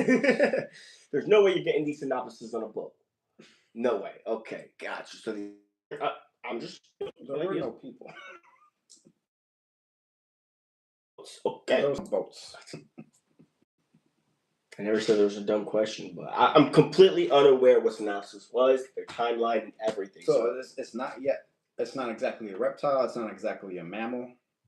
So it's before humans were there. Because before mammals, right? We are considered mammals, yes. But so there weren't like other mammals that were different. Like there were. Never mind. What is it that you were trying to say? Like there wasn't dinosaurs that were mammals. No, they all laid eggs. Okay, listen. How the hell do we know? How do we know that? How do we know that? So like, look at fucking elephants and horses. They're mammals. I guess that is the difference. But I mean, we weren't there, dude. I don't care, man. I can sound dumb all I want. How the hell do we know that there's not a kind of them that did? Like, so you're telling me there was a certain timeline that mammals just didn't exist? Yes. That's likely? Yes. Not one type of mammal creature, not a dolphin, not a shark, nothing. No. Maybe sharks. I think time. We've yet to discover it. So by the time Lystrosaurs were on the Earth, sharks in their very early, like proto sharks. Okay. Sharks were. Right. Okay. But mammals, not exactly. Not to our extent, but I'm saying even aquatic. Is that the right term? I think we should save this for another different session. Let's save that for a different. We're veering off. Totally veering off, but that's a good one, right? We're veering off. I'm not really knowledgeable on it. He is, guys. That's why I love it. It should be called Talking Knowledge, Drew and Calkin. But I'm the one who decided to pull the plug on this. So it's gonna be Calkin and Drew. Love you, brother. Go on. All right, let's get back focused. Continental drift. We are in 1915. He published The Origin of Continents and Oceans. The evidence that he had was that they fit like a puzzle. Not only the coastline, but as well as The Like ocean if you shelf. go right, because you got to go in a little to take into account the oceans rising. Yeah. Go ahead. Identical fossils Yep. separated by oceans on different continents. Not only that, but rock formations, right? Mountain belts and rock layers that meshed across continents. So, like Eastern North America and Scotland and Scandinavia, if you put them together, right, those is where so you know the Appalachian Mountains? The Appalachian Mountains are ancient. They are old. They are old. Really? Old, yeah. Is that the same as the Appalachian Trail? Does it go through that mountain? Yeah. Okay. Just yeah. So like from like the eastern Eastern North America, and you see the same. There's similar, like if not exact, formations in Scotland and Scandinavia. That would be again. It would fit. Wow. Yeah. That's pretty cool. Yeah. And I would love to walk the Appalachian Trail, knowing that now. Sorry. and then his last bit of evidence was paleoclimate evidence, right? So he found the evidence of ancient glaciation, right? Glaciers existed across South America, Africa, India, Antarctica, and Australia, and it would make sense, right, for all these places to have evidence of that glaciation if they were at some point joined together and towards the South Pole. So that's where. So we were all joined together up there. So there's different. So there's like North America, Europe, Asia, right? So that's like in the northern hemisphere, right, which was still all connected, right? But like how the position up, right? So let me get into with all these evidences, right, that Wegener put together, right? Mm-hmm. He proposed the giant ancient landmass supercontinent named Pangaea, right, which means all Earth. Pangaea, Pan meaning all, Gaia meaning Earth, all Earth. And this has become today at least, has become the most famous concept in all of geology. Right, there was the supercontinent of Pangaea, and not to veer off too much, right? But they found, like, running like the quote quote clock back on the other, like, this happened before, like, so Pangaea wasn't the first supercontinent, right? It like the continents go through this cycle of joining and separating, and having different supercontinents, like around like 700 million-ish years ago or so, there was a supercontinent called Rodinia.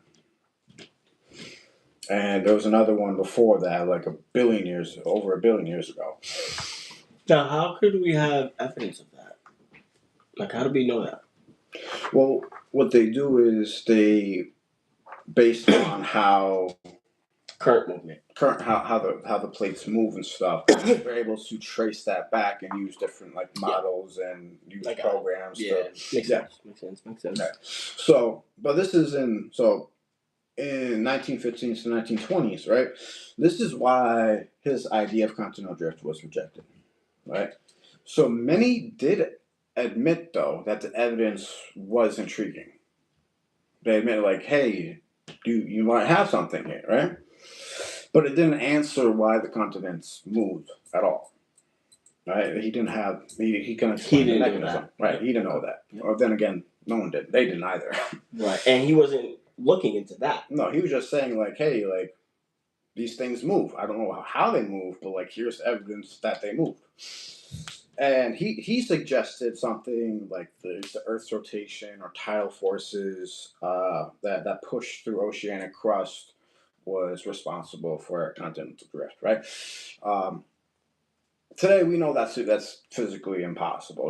There's no way that he was trying to make sense of it what he knew at the time. Right? And plus, let's not forget, he was a climate.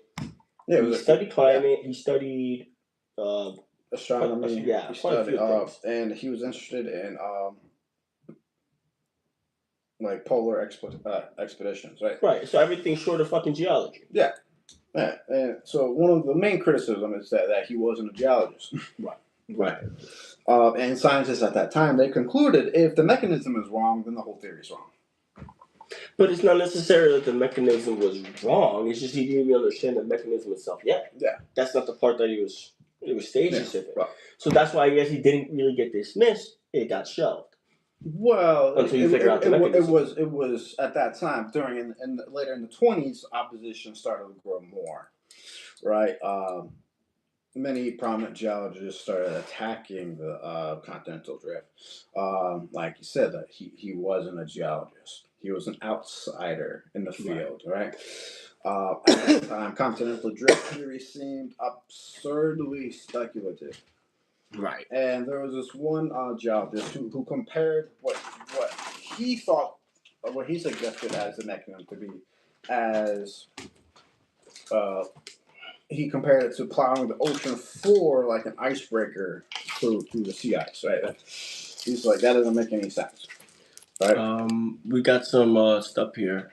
Simon Rogers is back. Hey guys, to catch you again. Hope you're both well. Been a while. I'm in the UK. Keep up the good work. I enjoy watching your shorts, etc. Oh, Mr. Simon. I remember. Yes, sir. Yeah, That's wonderful. We're still doing the thing. Yes, let's do a quick recap for him. Oh, jeez. Please, come on, just him. Come on, I have to. I'll do it quick. You know I will. We talked about two really cool subjects in the beginning, right? The title of this is basically when history got it wrong, right? And I'm just going to read the quick ones, right? Yeah, quick. So I'm going to chop up the names, so I'm going to have him help me. Ignaz Semmelweis. Right? That was a doctor that nobody wanted to believe, right? Imagine you're a doctor in the 1840s. Hospitals across Europe are experiencing horrifying deaths at alarming rates among mothers after childbirth. Many physicians believe the disease comes from bad air, bad luck, atmospheric conditions, natural causes, but Ignaz noticed doctors were performing autopsies and then delivering babies without washing their hands. He required hand washing before treating patients. Maternal death rates collapsed. We're talking about from 18.9% down to the lowest was 1.2% in the matter of 2 months. It was in April of 1847. And so he was rejected because the germ theory did not yet exist. Many doctors felt insulted by the implications that they were the ones causing death. So imagine how many lives were lost because they just didn't want to believe that narrative, right? We went into it. I hope you go back and get in depth with it. I think you're really gonna like this one. We also talked about the cells living inside your cells. Oh no, that's not what we talked about. I'm so sorry. We haven't talked about that one yet. The bacteria that I don't know why. We're gonna watch this back and laugh. Yes, the we whole are. time. The bacteria that caused ulcers. For most of the 20th centuries, doctor believes ulcers were caused by stress, spicy foods, excess stomach acids. Research discovered the H. pylori living inside the stomach. Yeah, I think humans are stupid. Yeah. Right? That's what I thought too. Wash your hands, man. Yeah, right? And that, they thought it was everything from religion, they thought it was the priest, they thought it was fear, they thought it was overcrowded, they thought it was a whole bunch of stuff. You can look back and I know you will, and you'll see the rest there. But we're going to jump into the other segment that we went into, right? We talked about the bacteria that caused ulcers, right? H. pylori. For most of the 20th century, doctors believed ulcers were caused by stress, spicy foods, etc. There was a guy by the name of Robin Berry, right? And this guy, it was two Australian researchers that took it to the extreme, bro. Like they were saying, they thought the bacteria could live in the stomach, but they were saying, oh no, they can't. This man went mad scientist, bro, and he drank H. chloride, got almost deadly sick, vomiting, all that, right? And then he cured himself with antibiotics. But beforehand, they did biopsies and stuff like that, and proved that bacteria was indeed in his stomach. I think it was on the line, something to do with the inflammation as well, But even then, it wasn't accepted. It took 10, 20 years before, because they were saying, oh no, it's because it didn't cause the ulcer. It was there as a result of the ulcer, But, later on, it was proven, and they ended up getting a Nobel Peace Prize. Or not. Nobel Prize on the medical field in 2005. Mm-hmm. So it took many years for them to get their credit. Then we talked about the Troy. Troy, yeah. Troy and Trojan War. For centuries, it's been considered a myth, just a story. It never happened. It's referenced in the Iliad and the Odyssey by Homer. And it was considered to be the same as Atlantis, right? It wasn't real, mythical city. War didn't happen, right? We're gonna do it quick. We ended up finding it, right? So there's this guy named Charles McLaren, right? He proposed that it might be in this mound in northwestern Turkey called the Hisarlik Mound. Mm-hmm. And then this guy named Frank Calvert, right? His family bought some land there, and he got interested in the location of Troy also, right? So he did some of his own research and studies, and he was convinced, surefire, that this was the actual place. But he reported it. He didn't really have any money to fund any excavations like that, and he runs into this wealthy German businessman by the name of Heinrich Schliemann, who happened to be obsessed with Homer since childhood. And they got together, and he had the funds, he had the money, he had the publicity, and started excavations. They actually found diadems, shields, gold, Swords. Oh yeah, all that. But all that that discovery made Schliemann famous, right? And our archaeologists today have some mixed feelings because he was a little reckless. There's this thing called Schliemann's Trench, which actually destroyed a lot of other layers and other priceless evidence. And so Troy was actually confirmed to be an actual city. Whether or not the actual war happened is one thing. Right. But Schliemann stole the spotlight, and Calvert faded into the background. So today Calvert's vindicated, because if it weren't for Calvert, Schliemann would have digged in the wrong place. But without Schliemann, can't deny that without Schliemann's involvement too, we wouldn't know about Troy what we know about today. Right. Yep. Sorry, we just tried to do that real quick just for you, man. I like it, man. We treat our subscribers special, man. We gotta catch them up. We did that quick, but there was a lot more that was in there. But we're gonna leave it for you to go ahead and go once we're published to come back, sit down and watch some of it. I think you're gonna like it. Oh, and also there's actually a saying too called the. This is funny because you said that there's the some of us reflex. Yes. Was it reflex or effect? Reflex. Reflex. Okay. And that means it is the term that they use that when people and I don't want to mess this up, so I'm gonna quote it. Some of us. I'm gonna quote it. So just give me a second. Right here. Some of us reflex. It's the tendency to reject new evidence simply because it contradicts the mainstream narrative. So this guy was so big that they named the reflex after him. You guys would be an amazing. Oh, geez. I would definitely watch again. Thanks, my brother. Thank you so much. Share, man. Share. If you guys share, we could get out there more, and we appreciate that a lot. We really do. Thank you so much, man. Made my night again, Simon.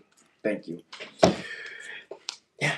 All right. But now we're talking about continental drifts. Can you believe being a person back then to realize, oh my God, all of them fit perfect. Yeah. Me personally, if I started noticing all that, because I'm a person who can notice patterns very well, I think I would have seen it. I think that guy had ADHD.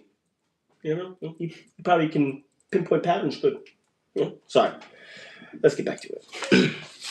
So I'm going to leave off where I left off. Yes. I'm going to pick up where I left off. But the whole continental drift thing, I'll just real quick. So this guy named Alfred Wegener, he was the pioneer of continental drift theory. But this idea of that the continents were once joined together and then separated is not new. There's this guy, Abraham Ortelius. He's a Flemish cartographer from 1600s. He noticed the same thing, that they appear to fit together, especially like the coastlines of Africa and South America. And then we have Antonio Snyder Pellegrini.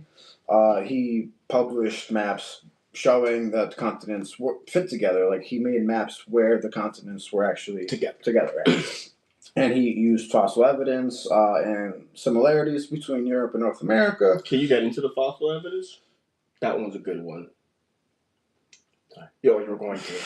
Sorry, buddy. Go ahead. Let me just. I gotta use the bathroom. Let him get through this. Yeah. All right. I'm taking a seat. All right. Okay. All right. So Snyder Pellegrino argued a former connection between the continents because of similarities between Europe and North America and fossil evidence, right? And then we come to 1880, right? So Alfred Wegener was born in 1880, November 1st in Berlin. He was not a geologist by trade. However, he was interested in astronomy, meteorology, climatology, and polar exploration. Right? And all this would later become a source of resistance later on. And so in 1906 and 1908, there was this major expedition to Greenland, and it was there his interest in Earth's climate history and geological change increased, right? And so in 1910, he was studying maps, and he also became intrigued by the apparent fit of South America and Africa, North America and Europe, and other continental margins. Right. So in 1912, he first publicly presents the idea that continents had once formed a single supercontinent and then drifted apart. And that, in that year, 1912, when he first did that presentation, is to consider the birth of continental drift theory. And in 1915, he publishes this book called The Origin of Continents and Oceans. And his evidence that he provided was how the continents appear to fit together like one giant jigsaw puzzle, right? And even when you look at ocean shelves, ocean floors, rather than the coastlines, because sometimes the coastlines may be off a little bit, but there's more increased fit at the ocean level, right? Right. So if you take into account oceans rising, yeah, right. And then, so this is where you want me to get back into the identical fossils, right? Very interesting. So they were damn near the same species of fossil found on continents separated by oceans, right? So these fossils belong to creatures like the Mesosaurus, Lystrosaurus, and Glossopteris, right? And then the rock formations, right? The mountain belts and rock layers matched across continents. Like we talked about how Appalachian Mountains, right? That mountain range has the same formation in Scotland and Scandinavia. So at one time, it would make sense for them to have the same exact formation, that they were somehow connected, right? And so that was his evidence in the north, right? So evidence in the south is the paleoclimate evidence of ancient glaciation, which existed across South America, Africa, India, Antarctica, and Australia. And it would make sense to see these patterns of glaciation if they were once connected near the South Pole. Right. Yeah. Right. So it's like the same thing for the mountains, just glacial form. Yeah. Okay. Yeah. Right. And so this is where he proposed the giant ancient landmass called Pangea. There we go. Pangea. I'm looking around like which means all Earth. Pan meaning all, Gaia, Gaia meaning Earth, right? Yep.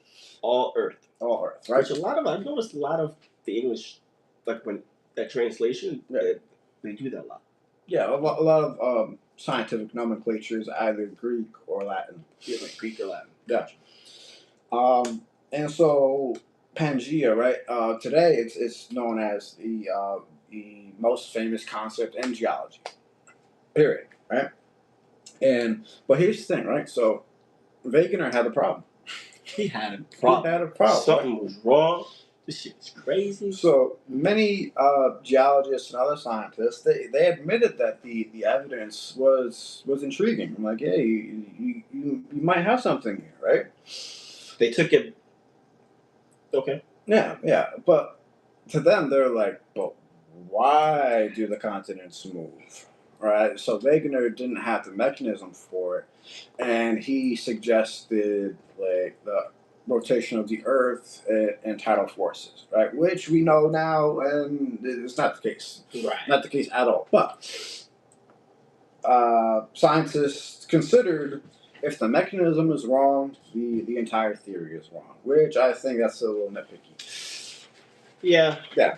Especially because he was defying the narrative. So I think anything that they can take and well, I don't even think that there was some sort of narrative per se. So it was more. They were more willing to. But like just a new idea. Okay. Right. Okay. So many geologists in the 1920s they started to attack his theory. They said he wasn't a geologist,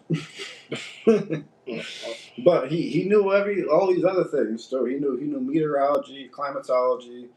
He was a friggin' explorer, bro. Yeah, he studied. He studied, and he probably wasn't a geologist geologist in their eyes because he didn't study that specifically. But I'm sure through all the fields that he was in, he probably, and then the type of studier that he was to be in so many fields, he would have took that and tried to educate himself. He's not gonna sit back and just say, "I'm not a geologist." He tried to make sense of what he was.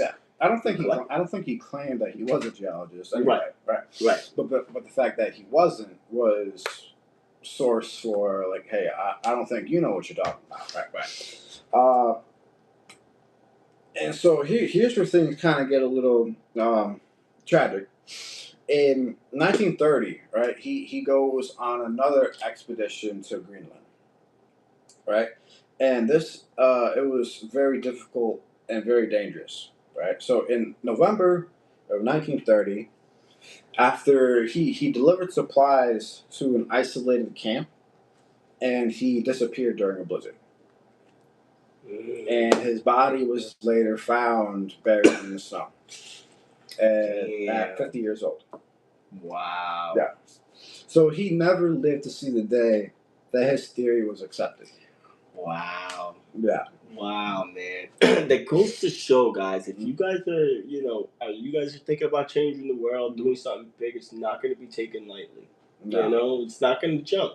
I'm not going to expect to have 1,000 people watching this right now, but we're still having fun. And but we're gonna act like it. We're going to have, we're going to act like we got a million followers. Yeah. Absolutely. But until they catch up and see that, this is a good, it's the same thing. Until they caught up and saw that what they were on was they were onto something, then it should. I hope to see the day. To see that. Yeah. But that's pretty cool because that's the same thing with these other guys. How you give a man a Nobel Peace Prize when he can't even accept it. Can't even accept it. Man, he's 6 feet under. Let's give him the prize. Jesus. Yeah, it'd be like that. It'd be like that. Like that. Yo. Man. I'd be like that a lot of times. And then sometimes. And then it's crazy because on the other guy too, the one that was put up on the pedestal was the one who I guess he did have 50-50 in it, but he should have said that. Yeah. I guess it's on him. It's not on the public to ask the questions. I guess they were throwing that, but I wish that guy got his props again. I can't remember his name. Calvert. Right. He knew where the mountain was. He found Troy. Where Troy was. But he found Troy. Yeah. But Schliemann was the one who paid. Yeah, paid for it all. It's crazy, man. Yeah. We still have that running in our society today. Yeah. If you got money, you can get away with anything. You can do anything, and blah blah blah blah blah. That's another subject. Let's not even touch it. Yeah, don't. But that's the continental drift, man. That is pretty cool. Well, so there's one more to that, right? So after his death, right, continental drift theory was lingered on the fringes, right? It was rejected by most geologists, But in the coming years, more and more evidence began to accumulate. I'm assuming because we had earthquakes, shit was moving. Well, not just that, right? So the breakthrough really comes through on the ocean floor, right, during the 1940s and 50s. So I heard about that. So new sonar, well, not new now, but back then, right? New sonar tech was developed from World War II, right? And so the technology and science that they were using to, win the war, Right. Sonar stuff and stuff like that. It was altered. They directed it towards actual science, actual understanding the rock we live on. That's why you notice that we always got money for war. And you notice, oh man, this is such a crazy connection I feel like I'm making right here. You notice that war and science breakthroughs always go together. Oh yeah. Well, even technology breakthroughs, because it all goes through military first. Yeah. We're gonna have a subject on that one these days, man. Yeah, let's not get too ahead of ourselves. I think we're biting off more than we can chew right now. Yeah, let's get through this. I'm trying to finish this up and finish up the last. We got a whole other one. We got one more. Yeah. Well, so we've been on for an hour and 10 minutes. It's not bad. 111. That's actually almost 2 hours. Yeah. Yeah, not an hour and 10 minutes. Oh, is that what I said? An hour 60 minutes. Is that what I said? I thought I said 11:11. No, those are seconds, bro. Whoa. Those are minutes. I can't see it. Yeah, it's 101. I thought that said 11. So we're pushing 2 hours. It's all right. Yeah. We're having fun with our people. Simon, thank you so much for coming by. I hope you're still there, buddy. Tell us, what do you think about the continental drift, man? Do you think if you saw a map like that, you would think, yeah, they fit? It made a lot of sense. Yeah. But let's get past it. It wasn't until after he died. Yeah. Right? What was the breakthrough? Okay, the sonar. Sorry. So sonar, right? So it's able to look at mid-ocean bridges, deep trenches, and complex ocean floor structures. Right, and then so we move into 1962 rolls around. There's this guy named Harry Hess, and he proposed seafloor spreading, and this is where new crust forms at mid-ocean bridges and moves outward. So this was the mechanism that Wegener was missing. On top of that, right? So that was part of it, right? So it's not the complete picture yet, right? Mm-hmm. And what was causing it to move? Yeah. And so in 1963, researchers discovered symmetrical magnetic patterns on both sides of the ocean ridges. And these recorded the reversals of the Earth's magnetic field, which was predicted by the seafloor spreading. So both the evidence collaborated with each other. Each new evidence was started to compound in. Yeah. But, so that's when tectonic plates became a thing? And so in the late 1960s, right? This is the scientists unified those discoveries into plate tectonics. Right? So Earth's outer shell is broken into moving plates where the continents ride atop the plates and the ocean crust is created and destroyed, whereas the whole plates move. What do you mean created and destroyed? Like the ocean floor, like ocean crust, right? So as the continents move, right, they go under. It's called subduction. Okay, so they go into the mantle, right? So that crust is being destroyed, but as that plate is being pushed, moved that way, right? Where it's moved away, that's where the new crust is formed. Right. So my question would be, how destroyed? It really gets destroyed? Do you think it goes into the mantle? Into the mantle, but it's not destroyed. It gets recycled. Well, it's not crust anymore. It's not crust anymore. It's the mantle's hot. Yeah. Okay.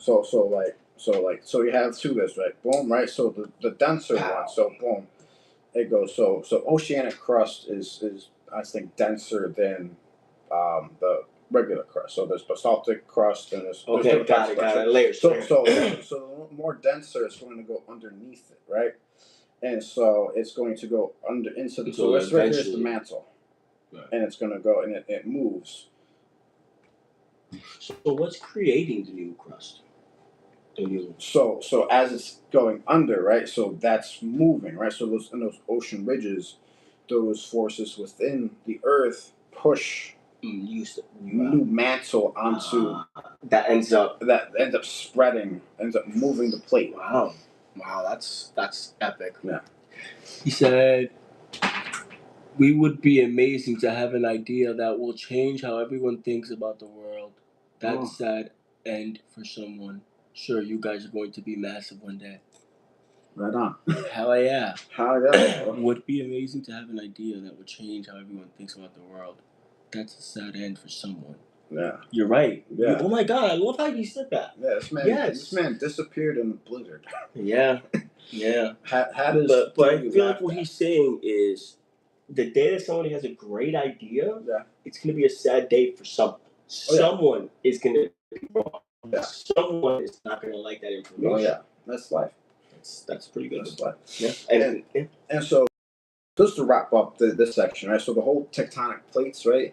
It explained continental drift, mountain formation, earthquakes, volcanoes, and ocean trenches. So the man who disappeared into a blizzard was laughed at and ridiculed and said, "Hey, you're an outsider. You're not a geologist." He was right. He was right.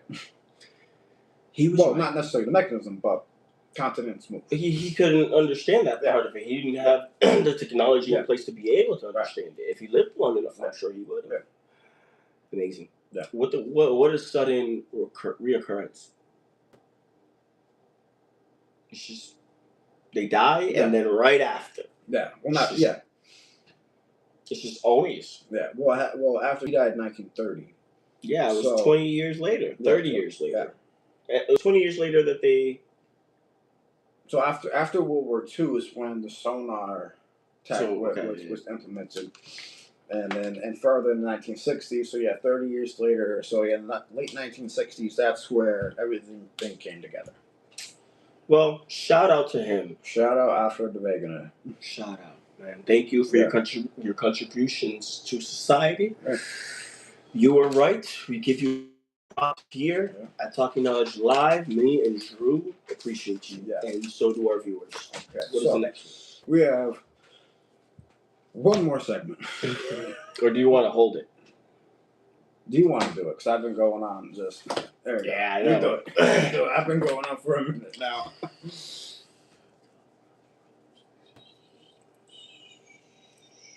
Which one is this one? Heliocentrism. Heliocentrism.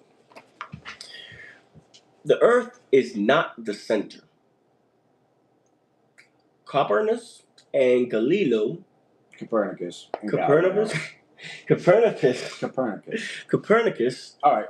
And Galileo challenged the belief that Earth was the center of the universe. Galileo observed Jupiter's moon, the phases of Venus, and features on the moon. The evidence contradicted prevailing beliefs and became one of the history's most famous clashes between evidence and tradition. I can read. No, I got. Wow, you got the words in there? Let's see. What's that? Aristostratus. No. Aristostratus. What's that? Ptolemy. You don't know. I should have done that. What is it? Ptolemy, the P silent? I hate the English language. Just get it away. That's not English, bro. Oh, that's why. You didn't even tell me it wasn't English. I'm reading it like it's English. What do you said? Read it. Do I know any other languages but English and Spanish? By this time, by this time, based off everything that we've done so far, you should at least expect non-English words. You're right, man. You're right. I'm not into the whole Greek stuff, and what my buddy here, Drew, is. And I'm telling you, by next year, I'm gonna be. Me too, but don't worry. You gotta start somewhere. You can't. If I don't know, I just don't know. I'm not gonna claim to know. I'm gonna try and make the attempt, and that's what counts. Yeah. Go on, Drew. But I could do some of it. Hold on. Do some of it. Let's see. 350 BC. No, I can't. No, you can't.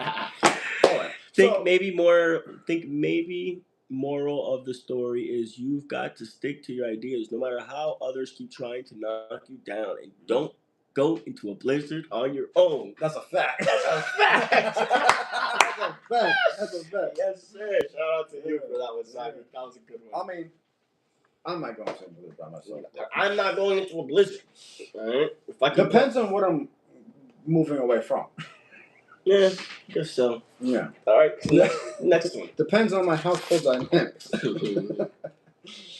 We have some really good final discussion questions at the very end. Yeah.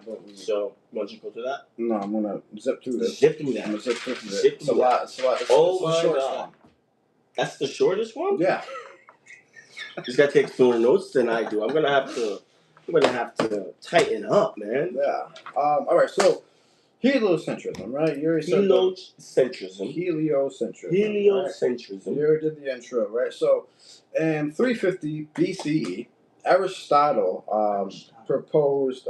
He develops a cosmology with Earth fixed at the center, right? The moon, the sun, the planets, and the stars revolve around the Earth. Flat Earth. Said nothing about flat Earth. You're describing it to me. Nothing I said insinuates anything that is flat. Earth is fixed at the center. Oh, okay. You're right. Sorry, I pictured one of them. I'm sorry. Simon, see what I have to go through on a daily basis here? I pictured one of those flat Earth maps, and that's how it describes it. But you're saying that the Earth was in the moon's and the sun's position. Yeah. That's what you're saying. Yeah. And then, okay. That's all. You got to explain it a little better. Circular motions. Like this. Circular. Well, it's a goddamn circle, no matter. Circle. Right. And this became enormously influential. Right? So they digged it. This is the beginning of heliocentrism, right? So Aristotle comes with a geocentric cosmos, right? We're talking about heliocentrism, right? Mm-hmm. So I'm giving some like very background to it, right? So in 270 BCE, Aristarchus of Samos suggests a sun-centered universe or solar system. Well, universe, you know. Okay, I get it. Yeah, right. Yeah. Where the sun's at the center, and the Earth orbits the sun, and the Earth rotates daily. And so this was like, no. Even though like he suggested this, right? Aristotle was kind of like having that geocentric was like mainstream. Like anything outside of mainstream. Okay, so you're telling us what the mainstream was. Yeah. Okay. Yeah, so like 100 years later, Aristarchus comes along and suggests the sun center. And everyone's like, no. Wow. And I'm sorry, go ahead. I knew you were going to get into it. And then, so like another 100 years later, so 150 BCE, Ptolemy, right? This guy named Ptolemy, he perfects the geocentrism, right? How? So he uses an epicycle, right? So which is like a duration of. So he observed. Right. So he creates a sophisticated geocentric system that predicts planetary positions reasonably well. Right. So he looked at the star. He looked at the motions of the planet, the cycles of them, and he was able to use that information. And he was able to predict where the planets would be with the Earth at the center, right? And based on the available, information and knowledge at the time, that was it.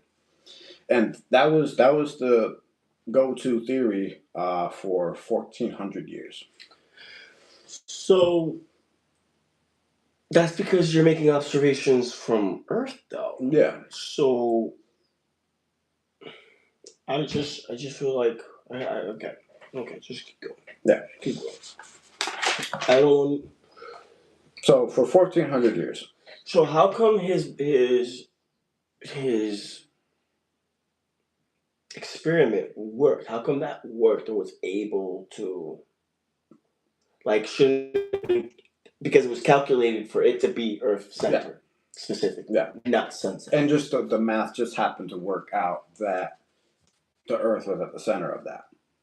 I wonder why that math worked out. That had to be a variable. I guess it's the math. I don't know. I gotta do some more thinking on that. But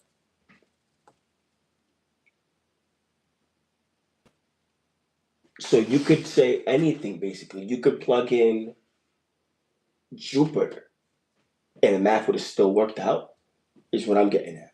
Well, it doesn't matter what you plug in. If you were, say that you were on Jupiter, right, and based on the cycles and the positions, it would appear as if. Right. That's what I'm but that's where because he was making observations from here. Yeah. Is the problem. Yeah, and Aristotle before him that already established that narrative. Right. That we were at the center of the universe, center of everything. Okay. And this also has like ties into like, you know, mythologies and creation stories and myths that kind of reinforce that. Okay. Not every single one, but like most of them, right? Right. And so for 1400 years, the geocentric model was the model, right? And it wasn't until Copernicus came along. And he was born in 1473 in Poland.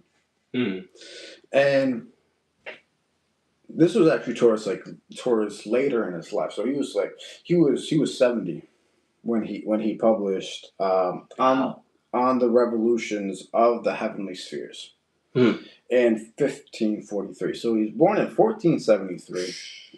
In 1543 is where he published. So he's 70 years old. Wow. Right. And he proposed that the sun is near the center, the Earth rotates daily, the Earth orbits annually, and retrograde planetary motion becomes an illusion caused by Earth's movement. That's the one right there. Yeah. So retrograde is like a reverse. It looks like it goes one way and then it goes back.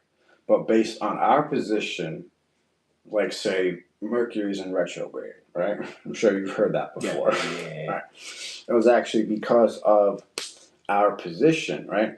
And Mercury's orbit is a lot faster than ours, like a lot quicker. So we perceive it as this. Yeah, so we perceive it as it going back when it's actually not. It's our position relative to it. Wow. And but here's the thing, though, right? His predictions were not dramatically better than Ptolemy's. So like the math was kind of like still there in the positions, right, and relative to the Earth, right? Like so, but there was no really breakthrough on what made the sun at the center, right? But it was still accepted. Not so much accepted, not yet per se, but and this is where Copernicus was still using a circular model, right? Just like Ptolemy was. But then things kind of changed, right? In 1609, 1610, right? So Galileo looks up with his telescope, right? And he discovers mountains on the moon, that Jupiter has moons, and here's what's interesting: the phases of Venus, right, which are naturally explained by a heliocentric model and become very difficult to kind of put together if the Earth was at the center.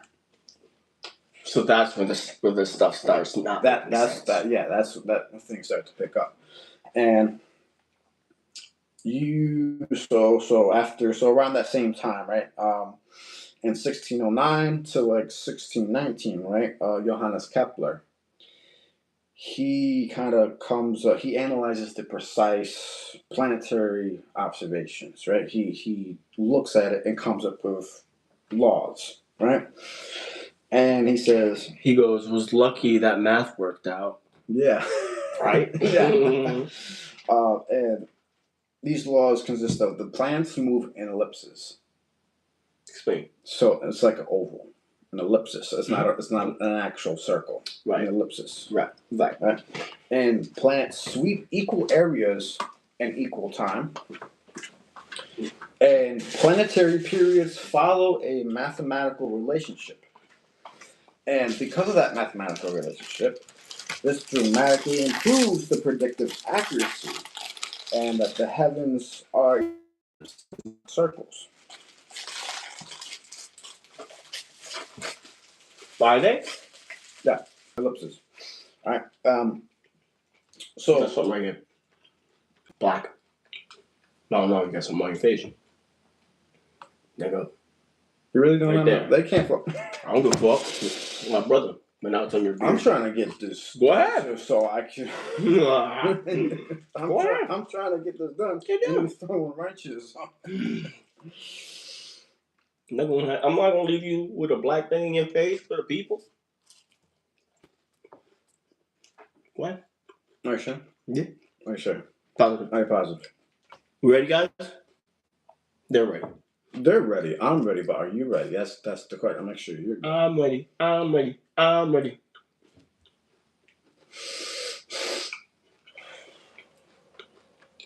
Woosah. So in 1633, right? Galileo was put on trial by the Roman Catholic Church. And he's tried by the Inquisition and placed under house arrest. House arrest. Yeah, because his discoveries, right, kind of challenged the narrative that the Catholic Church was propagating for centuries. Wow, so he was jailed. Mm-hmm. Wow. God damn. Yeah. That sucks. Mm-hmm. And so we come to a close in 1687. Is where Isaac Newton comes along. Mr. Newton. And he's able to explain why. He's able to explain the mechanism. And he publishes the Philosophia Naturalis Principia Mathematica, which is the natural philosophy of mathematical principles. Okay. And he introduces universal gravitation and laws of motion. Right. And it was that when he was finally able to provide the mechanism and prove that the sun is the center of the solar system. And that's what, finding out how he did it. So if you want to recap, maybe a little timeline of heliocentrism. Nah, they got it. LOL. Reminded me of my mom when you wiped your nose. Mum. Mum. Alright. In 2070 BCE, Aristarchus of Samos, first heliocentric proposal, 150 BCE. Say it right. Ptolemy. There's no P, just say. When I write it, I just wouldn't put a T. And the P. That's how it's spelled, though. Yeah, don't matter to me, you know. Geocentric system dominates. In 1843, Copernicus. You guys are laughing. I can't wait to watch this back. Copernicus revised heliocentrism. In 1620, Galileo provides powerful observation. In 1609, Kepler finds elliptical orbit. In 1619, that was 1609 through 1619. Right. Kepler finds elliptic orbit. In 1682, Newton explains gravity, which we can have a whole live session on Newton. No, but we're going to close this one. Closing this today. We've been on here an hour 2 hours. 2 hours. That was not that bad, man. Thank you so much for joining us, guys. And I know you guys are gonna have so many laughs when you go back and look at the rest. What are those final discussion? Get those out of the way. Yeah, it's gonna be quick. And since we still got Simon, right? Which discovery surprised you the most? Which one do you think for you? And Simon, you can answer too. Let us know which discovery. I think it's a toss up between Troy and Continental Drift. I would say mine is the last one and the first one. It was actually my favorite. Yeah. Wash your hands, kids. Wash your hands. Yeah, something so minute, you know? Minute. I said it right the first time. Thanks, guys, for doing this great time watching. Gotta be the bacteria one. Thank you. Mm-hmm. Cool. Yeah, that was mine too. And then this last one, even though I was a little off and stuff, I like the ones where I'm off the most because I learn the most. Yeah. That's why I like it. Could any of these discoveries have been accepted sooner? Yeah. Damn right. I mean, yeah. Is that even a question? Right? It happened all after their death. Even the last one. Yeah. We got to skip through that. This man died. It wasn't until, 20 years later or something like that? I saw the numbers. It was for, I think it was... Wegener? Yeah. Yeah. He died and then Newton came. No, the one with Newton. The guy... So, you're talking about Aristarchus? Yes, Aristarchus. Yeah. No.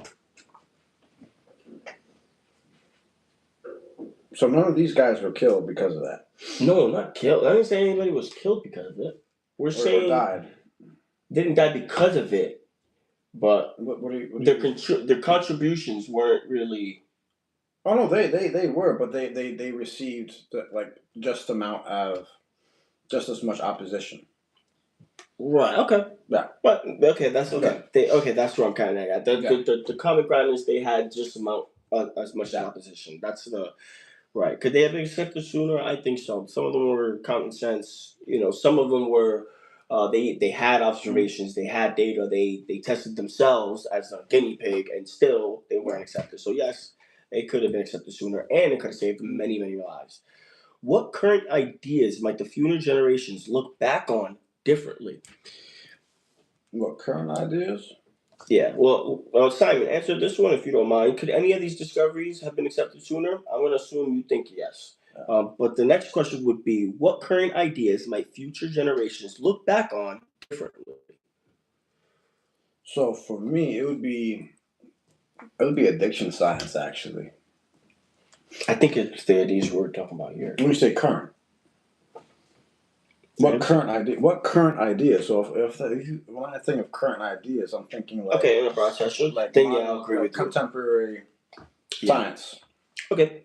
Yeah, I agree. Yeah, even though we didn't. That's how I view the question. I see. So like how we view the brain, how we look at behavior, psychology. Everything's gonna be there. Yeah. Everything just like there's one mainstream narrative, one idea that takes over the field, but then it becomes calcified. Yeah. And any opposition to it it's rejected outright. Right, and it shows it kind of goes to do with exactly what we're talking about. But the longer people, the more people are more open to discovering what actually is the mechanism towards something. That's where growth comes in. Yes, we're able to look back and say, "Oh, we didn't necessarily get it right, but at that time, it was the best that we had, and it had a function and purpose. It worked." Yep. It did the trick for them, but everything evolves, right? All right. The next and then we only got one more after this. How should society balance skepticism with open-mindedness? Like I said earlier, right? Don't be so close-minded you cut off oxygen to your brain, and don't be so open-minded that your brain falls out. Right. And I think, I'm a perfect example of, like, me personally, I say what's on my mind. I don't care if I sound dumb, if I don't care if I don't know what I'm talking about. You gotta, that's where you start. That's where it grows, right? So I don't think pushing that narrative of,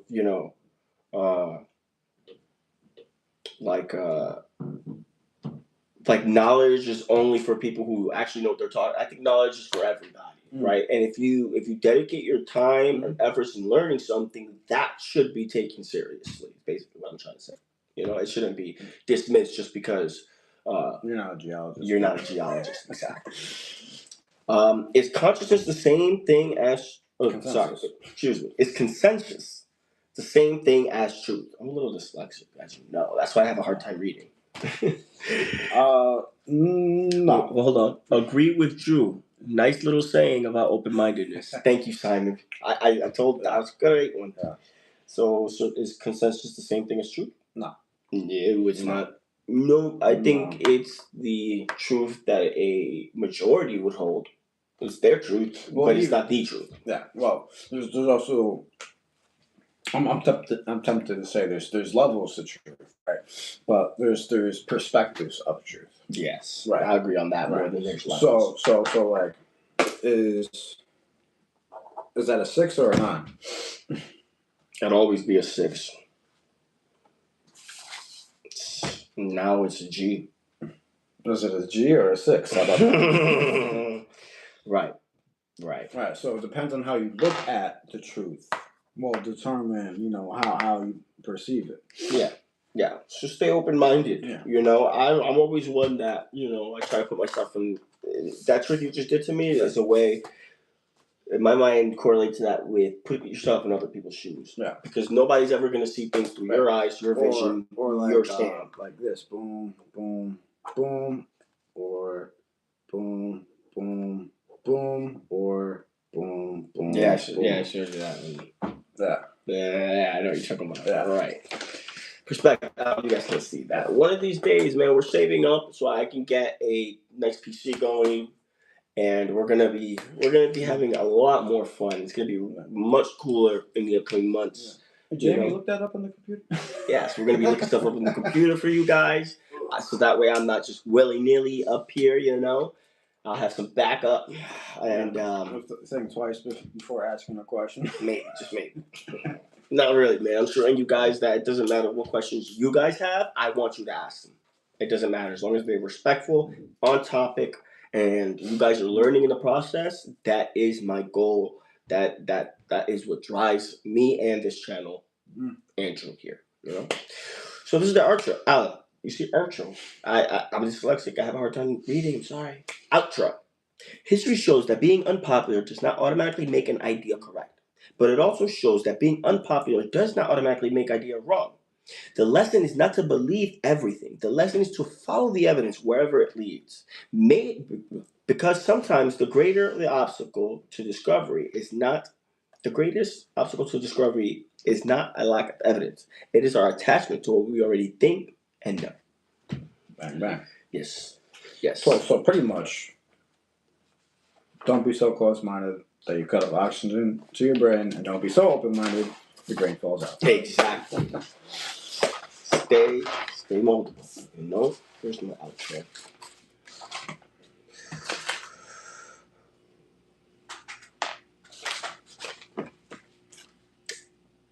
Thank you so much for joining us here on Talking Knowledge Live. This is a podcast where curiosity becomes a conversation becomes transformation. We question reality, challenge perspectives, search for deeper understandings beyond the surface. Tonight we dived deep into when history got it wrong. We asked a lot of questions. It was great. We had a subscriber come back, and we really do appreciate you guys. And we'll catch you on the next side of the conversation, y'all. Take care. God bless.